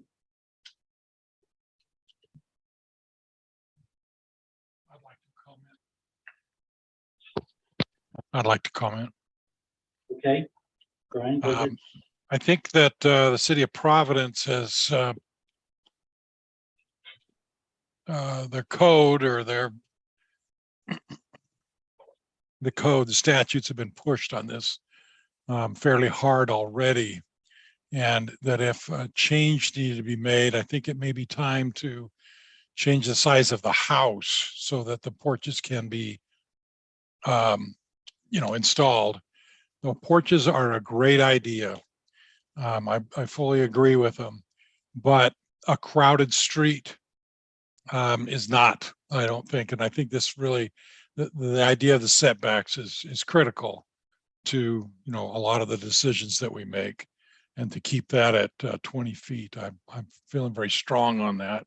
And that the building, the one I saw here, I believe was on page 8, the footprint. Yes, it's page 8. The footprint looks to me like you could get 3 or 4, maybe 5 feet without much effort on the depth of the current building, so that there could be some room out front for a porch. That's all I've got. Thank you, Brian. Yep, you bet. I'll just get with that. Sure. For a minute. Okay. All right, Michael, can I just show you something? sure. This is a demonstration. I know that we have had some discussions on the townhouses that are to the south of us here. And just to kind of compare the distance between, if you compare the distance between those 2 buildings that are the townhouse, the condos, and you compare the distance between these ones, I believe if the road is 28, The full right of way is 38 feet or 39 feet. I ended up going 39 because I have a park strip. so 39, and then you're adding 15 both sides 15 in both sides. addition to the 39. Correct. So that puts you at 69. So it's slightly, I mean, it's another sidewalk on both side width difference of that. Just kind of give a comparison with some of those, and I'll pull another comparison of wherever you want. I just thought maybe if you see comparisons, maybe that helps you. So anyway, if you want to see somewhere else, I'm happy to do that. Well, I can't figure out what that picture was looking at, to be honest with you. Ryan, what was the distance between the It's 2 like an buildings? aerial. So, sorry, this is, I'll zoom out.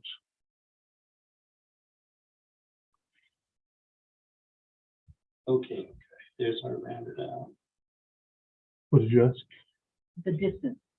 I missed you, what you. Oh, 60 feet in between building to building, with including their road and their driveways, if you added that. And so I was just kind of, at that point, Between building to building. yeah, I just pulled up GIS of Vineyard, and it is about 70.5 feet between the 2. I think that's probably pretty similar. anyway, yeah, this one's 70, so at 75, you're fairly similar to the closeness of Vineyard then. So, And I mean, I'm just trying to give you a visual. just to make a comment, those, I mean, the buildings he's discussing, those are 3-story. Right. Huge, Right. where every one of our houses is single level with a potential bonus room up in the trusses, but very much so still single level. Thank you. Then you're even gets down to 57 feet. According to GIS. But is that to the structure? That's like garage to garage. And how far apart are we gonna be if we allow the 6 foot into the setback 67 between the 2 porches on both sides? from porch to porch. Porch to porch, 67. That's if you allow 6 feet in. If you allow 4 feet in, it would be 71.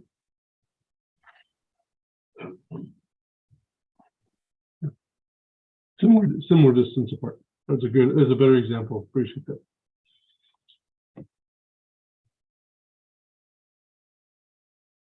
All right, what is everybody's thoughts? This is Brian again. I just want to remind everybody that we have gone on the multifamily designs. to a 25-foot, is that correct, Scarlett? Or a 30-foot driveway? 20-foot driveway. 20-foot? Yeah.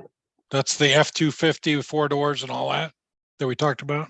Yep, I will make sure though, Brian. Hang on. Okay. Might be 20 more than that. It'll take me a minute to get to the code, but I will get there. Okay, that's fine. I just want to bring that up as an aside. He's not changing his driveway length though. No, No. but he did bring it up quite a bit, and it's not a great length on the driveway, I don't think. Your driveway. If you allow the full 6 feet, it would be 20 feet. Goes back on this.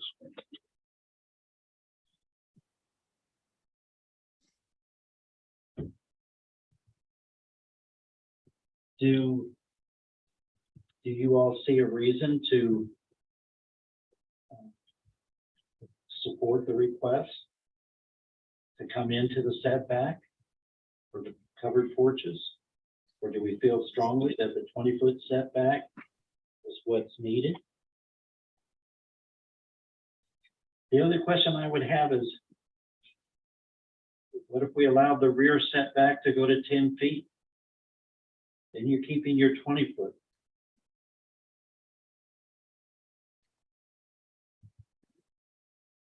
I think that's Yep. What about taking 5 feet out of the middle of the house? that's good too.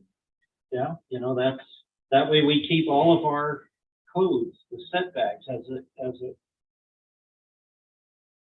because those were existing at the time of approval for the development. So that's that. So that's another point. So we make a smaller house. That's an option. What about 4 feet, like, on 4 feet, still covered, but just say reduce the ask 2 feet. And then find your other 2 feet somewhere else. That's an option.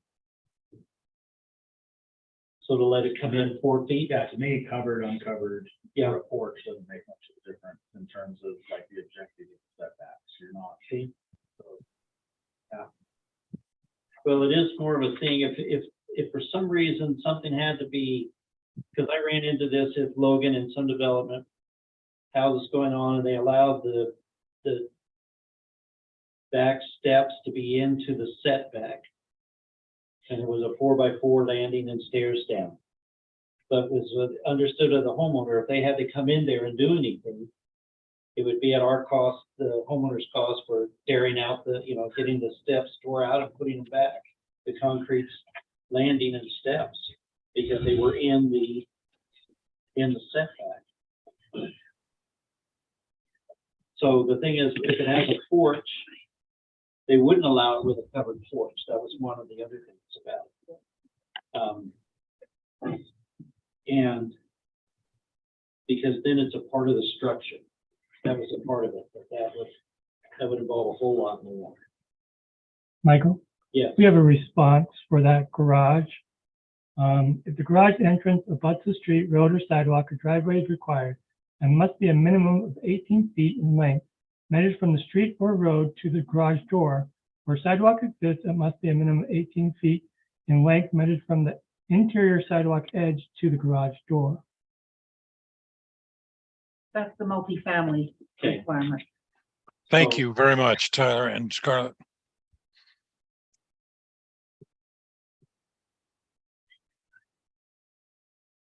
Well, we need to come up with something here. I personally don't think, because it's covered, it's structure, it's part of the house, part of the building, I don't think that should encroach into the setback, is my view. I'd rather make an adjustment to the rear. Because what you're doing there is you're just losing some grass. Is there any problem with adjusting the rear setback from the city's standpoint, staff standpoint? Because if there's lots behind it and Well, they're 10 feet, we're 20 feet and our fire code is 15. from the staff standpoint. Yeah. We don't really know. As far as safety problems, there's probably not. Okay. And it's just, that's why I left a lot of that blank. It's because it's the planning commission that's got to determine if what you're doing still meets the purposes and objectives of the zoning code. And if you feel like that, changing that in the rear yard still meets those purposes, then that would work. But that's kind of, staff doesn't really have an opinion one way or other on that. Okay, so I think that's a good idea, but if we were to do that, I think we would need to do a public hearing, notice to the people on North Main Street to the west, 280 north to the south, that would be impacted. So you have homes over here, that would be impacted by the potential changes. well, and our code is 20-foot setbacks, front, 15 rear. That's what it is. And it's almost like we're struggling to try to find a way to change it to accommodate this size of house. Maybe like Brian mentioned, it's time to adjust the house. Yeah. So What's the square footage on the house, Uh, on the Naomi? on the Naomi, the base square footage, and we've actually, we've gotten quite a few requests for the Naomi. I'm pulling up the square footage now. That's 21. That seems Or accurate. the main floor. I mean, Down here. Oh, teeny tiny bit. Your cheese down. yes. I request a magnifying glass on my desk if I can. so since we drew that, we modified it slightly and it's down to 1985 for the main living area. And one of the areas that we've had the hardest time cutting square footage is the front to back on that left-hand side where we're trying to maintain accessibility and room size for 2 bedrooms, a kitchen and a dining room. Because we very much so have looked at cutting depth as well. Okay. The question I have, thank you, Jody. Question I have is, if we held a public hearing, would that, and nobody complained or had any issues with changing the rear setback or the porch encroaching into the front setback, would we go against our own codes that have been established of the setbacks? Would we feel a good cause to do that just because neighbors thought it was a good idea? No,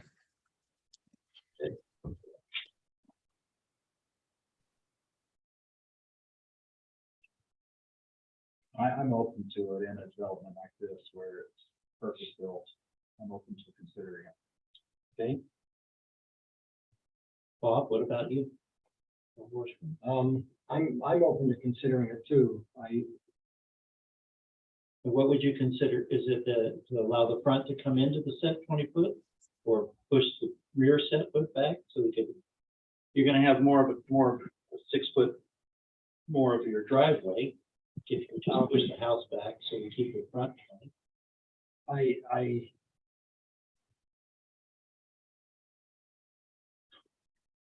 think if we, probably the best option is to split it or reduce the size of the house. Okay. But you're open to splitting it. I'm open to splitting it. Because if we say no, then their only option, if they want to keep the design, is to reduce the size of the house. So. Yeah. Okay. Yeah. So then it's a question of, we would be open to adjusting the setbacks because of the cluster type development. So let me just ask this, the purpose of the setback in the front is to allow for enough room for parking in the driveway and not blocking the sidewalk. Is that kind of where we're at with that? Well, I think that's a part of it. I also think it's consistency throughout the neighborhoods. But, okay, right. So being a community for 55 plus, Private communities. it's I mean, it's a different feel and different situation than having on a regular street. Right. So I probably either way, I would be okay to either split it or To allow it either way. I look at it as a kind of an abstraction of the private property rights type thing, where as long as there's not a life safety issue, and if, you know, the people who are going to move into that neighborhood are the only ones who would really be impacted by the look and feel, they're going to go into it with full awareness of what they're getting into, that it's, like, again, as long as there's not a life safety issue, or there's not an infrastructure issue with like public public utility easements, things like that, then it's worth considering the modification. Joe? I'm totally undecided, to be honest with you. I'm just following Sure. the dialogue and trying to form an opinion, and I don't have one. Bob? Well, I'm thinking, my first thought is I grew up in a house in California with 1,300 square feet, and there were 6 of us. And we build bigger houses. But talking about the setbacks are 20 feet, and there's a reason for that. Maybe for parking in front of the garage, maybe just for the atmosphere, for the look. But adding a porch on these does the same thing. I mean, it adds a nice atmosphere and look. And it is a kind of a gated community. It's separate, and you know, and I'm thinking, what do we do with townhouses and what do we do with condominiums? And I guess personally, we have to have setbacks and rules, I guess, or codes, but I don't see a problem with it because I think it adds, and it's a private community, and it's kind of enclosed, and it's expected. My mom lives in a 55 and older, and she walks out her front door, and there's hardly any room between her front door, just enough to walk down the slope or whatever, the sidewalk, but there's the driveway. I mean, and she loves it there. And I think this is more appealing than where, don't tell her I said this. I know she's not one. But Okay, thank you. Brian, how about you? I'm going to stick with the idea that we've got the setbacks in place for a reason, that we ought to reduce the size of the home. You know, as far as the sellability goes, 1,985 square feet, we're talking about adding space. So theoretically, it would actually cost the end user more money. And anyway, I'd like to see the house shrink from front to back to provide. I think we ought to stick with the 20 in the front and 15 in the back. Thank you. Thank you. All right. I think based on this discussion and everybody's thoughts and the questions and the input, my thought is, do we need a public hearing? If we have a public hearing and there's support for it and there's no issues with it, and because of its cluster development, and it's kind of a unique situation to all in its own, and the look and feel is going to be the same in that development. From what I understand, from what I'm hearing is that you guys would consider that. If we have negative response from a public hearing you know, or issues or things like that. I don't know what they would be, but if there was, then we'd have to consider that. But I think, do we think we need to give the public the opportunity to speak about it? I do, and I've said I like the proposal here, but if the neighbors came in force, or if they came in and said, we don't want to have houses that close to us, then I think that comes in to say, well, we have setbacks for a reason. But if there's no outcry, or they come in and they're actually supportive of it, then that's where I'm open to consideration of saying, all right, now let's look at the character of this private neighbor development that's being built, and what's best for that development and people who are going to be living in there, and all of that. So I do think the public hearing would be necessary to make any consideration of changing the setbacks. Okay. Bob? You feel the need for the public hearing? Well, my thought is if we have a public hearing, but we've been hearing from other hearings, because narrow roads are not appreciated, and then we open up a can of worms. Well, we have to understand, that's already been approved. Well, public needs to understand that too. If we're gonna have Well, and we would have to control it and keep it from the standpoint that this is an issue about the porches. That's what we're here for, to get your input for it. We've already had the meetings, we've already had the approval for the development. This is just a way, we're looking at the design and features and benefits, and this is what's being considered. But you're right, you know, there may be those that say, you know, I don't think this should have been, and we would say we would invite you to come to the earlier stages when those things are being discussed. Well, I don't think a hearing is necessary. It's a private deal. It's, we have the authority to make the decision. I don't think the hearing is necessary. Even if this is the debate and the discussion here, even if we were to do the setbacks back, that's my concern, is that we've got these houses right here. And if one of the things we consider is we're going to move from a 15 to a 10 on the back, then that impacts the house that's being allowed to go 5 feet closer than all these people expected based on us. That's where I would say we need to offer the courtesy of the hearing, just to push that. Okay, no, that's fair. And so in that case, I would just say, let's not push it back in the back. Let's just Let it go let in it the go in front. the front. Yeah, it's. Yes, Jody, please. Also an option along those lines, if it was only 4 feet, we could find 2 feet to lose in the depth of the house easily. And More that's than part 2 of feet code is about maximum. yeah. I'm sorry.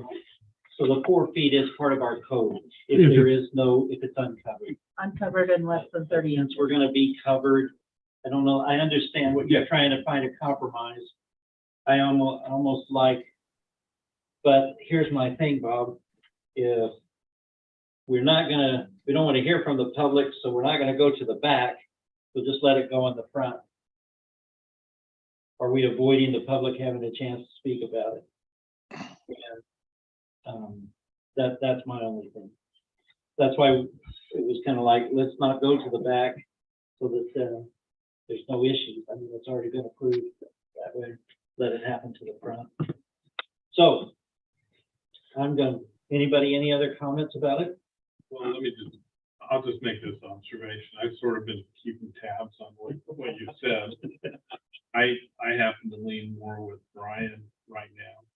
And I think that's where you lean as well. Not, just what I've heard. But I am open to the idea, and the only thing that would sway me would be the public hearing to see what the public feels about it. Because I'm sort of sticking to the 20 front, 15 in the back.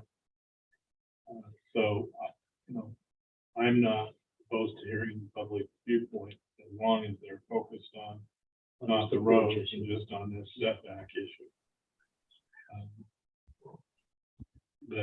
That's where I'm at. I wouldn't oppose a public hearing because it would give me a comfort level. Well, I will tell you,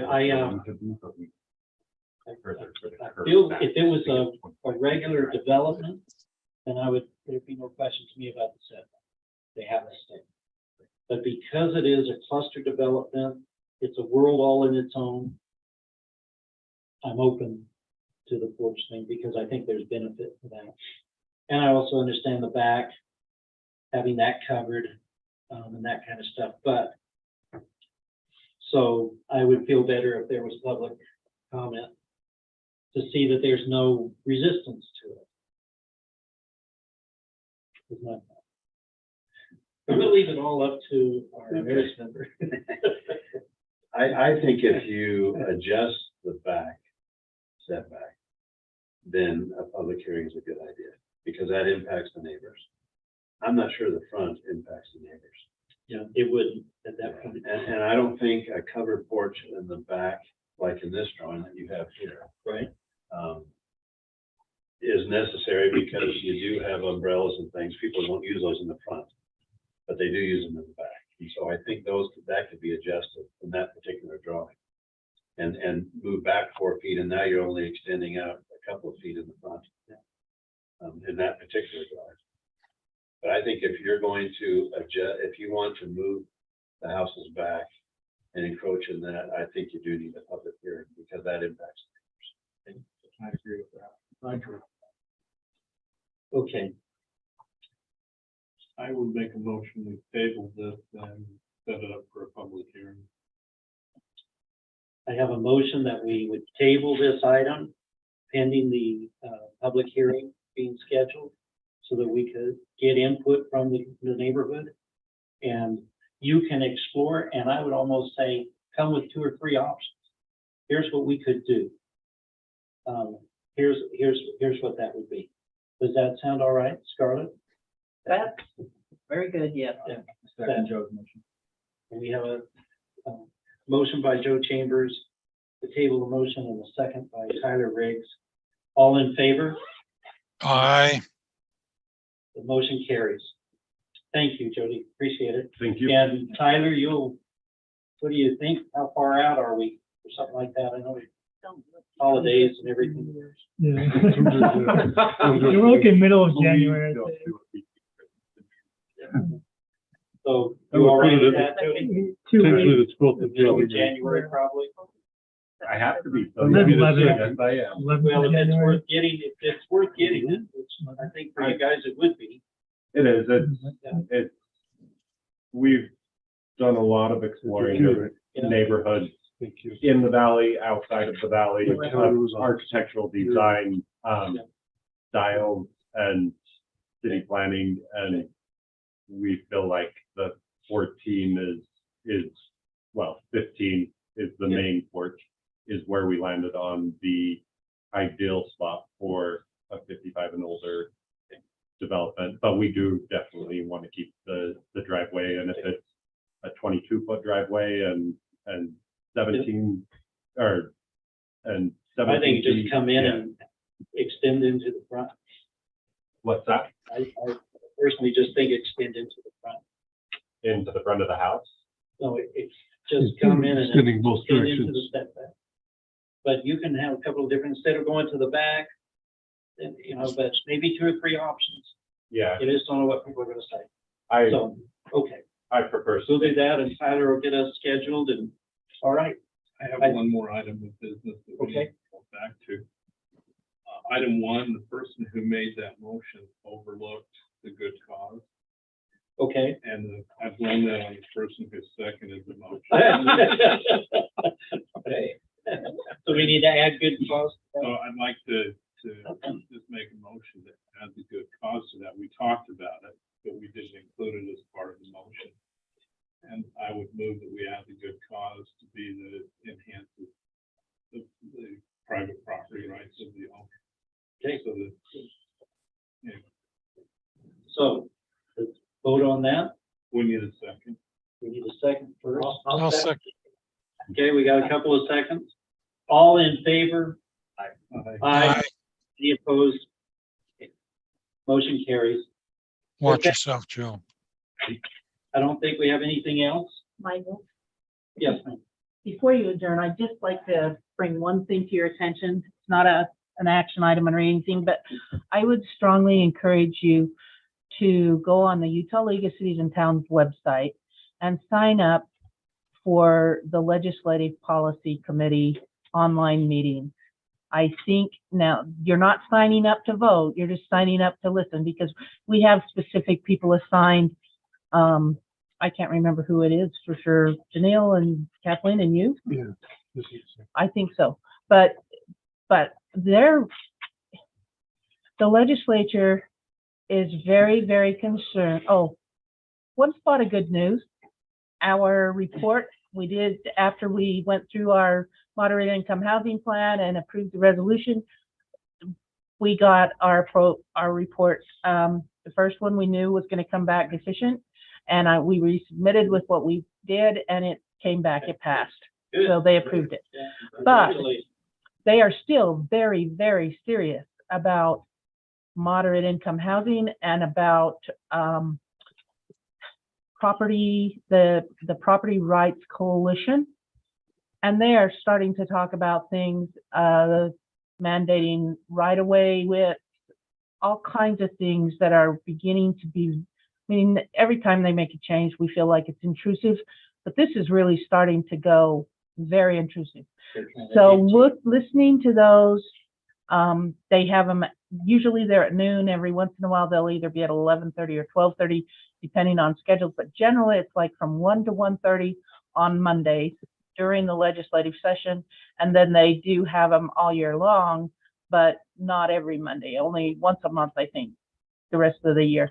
But I would strongly encourage you to listen to as many of those as possible so that you will be informed on what other people are lobbying the legislature to consider. So Okay, what was the name of that? it's the Legislative Policy Committee. They refer to it as LPC. LPC. I just wonder if you can send that information out. Yeah, I Send it can, in a text or I can email find or the something. link and I think send it. if you haven't signed up for the Friday facts from the league, you should sign up for that. That should be your first thing to do, is sign up for the Friday facts from the league, so you're understanding where they're talking. A lot of that will discuss city items, and about half of it's probably land use at this point, so it's fairly relevant. So You I'll can send send, so if you'll send that information out. Oh, Yeah, that'd be awesome. there is a bill to help to drive Scarlett's Point home just one more step. There is a bill that would propose giving a financing option to developers that would give them either police power, eminent domain, or land use for themselves to have. Now that's scary, those three, to give to a developer, so that they might build whatever type of development they would like on the property they have. And at that point, that's so that they can give a financing, just so that they can give a financing avenue to a developer. They are discussing giving police power, eminent domain, or land use rights, which Joey, would. we better have you leave the building. As a developer, I don't even like hearing that. I mean, Yeah. at that point, we've talked a lot about land use, but that would exempt them having to come through you in order to get what they would be asking for, or one of the others. And it's because of financing in the bond market requires those three as a, In order to get a bond rate similar to what a municipality can get. right. I can't remember the actual term, but in layman's terms, that's what they're trying to do. They're trying to be able to bond like the municipality can bond Right. without Without going using the through municipal's municipality. bond, without going through municipality. So that bill is going to be discussed and talked about at the legislature this year, which would exempt you completely from the decision. That would mean all of your feedback and what you take and do for the city. That would make us nervous. If it does make you nervous, I would encourage you to listen to the legislature, because they could take away all of the power that you currently have and just give it to the developer. That's called, the short acronym for it is DID, did. Yeah. It's development improvement. I can't remember what the last, District, I think, had it. development improvement district maybe, or developer improvement district. But that's what it is to allow a private party to be able to meet qualifications to get the same kind of bonding that a municipality or a county could. Let me just mention that developers already have the right to condemn right of way. The legislature already has given that to pull up the condemnation code. We're facing a situation out in North Logan where North Logan's condemning the right of way for a developer. But they still have to go through the city to do it, and this would give it No, directly. they don't. They don't. No, they don't. Oh, And that's why we can't Wow. understand why North Logan's getting involved in it. My understanding was that they still had to come through with city power. No. We've already got it. I need to make a motion to adjourn to get out of here. Second. All in favor? Aye. Meeting's adjourned. Thank you, Brian.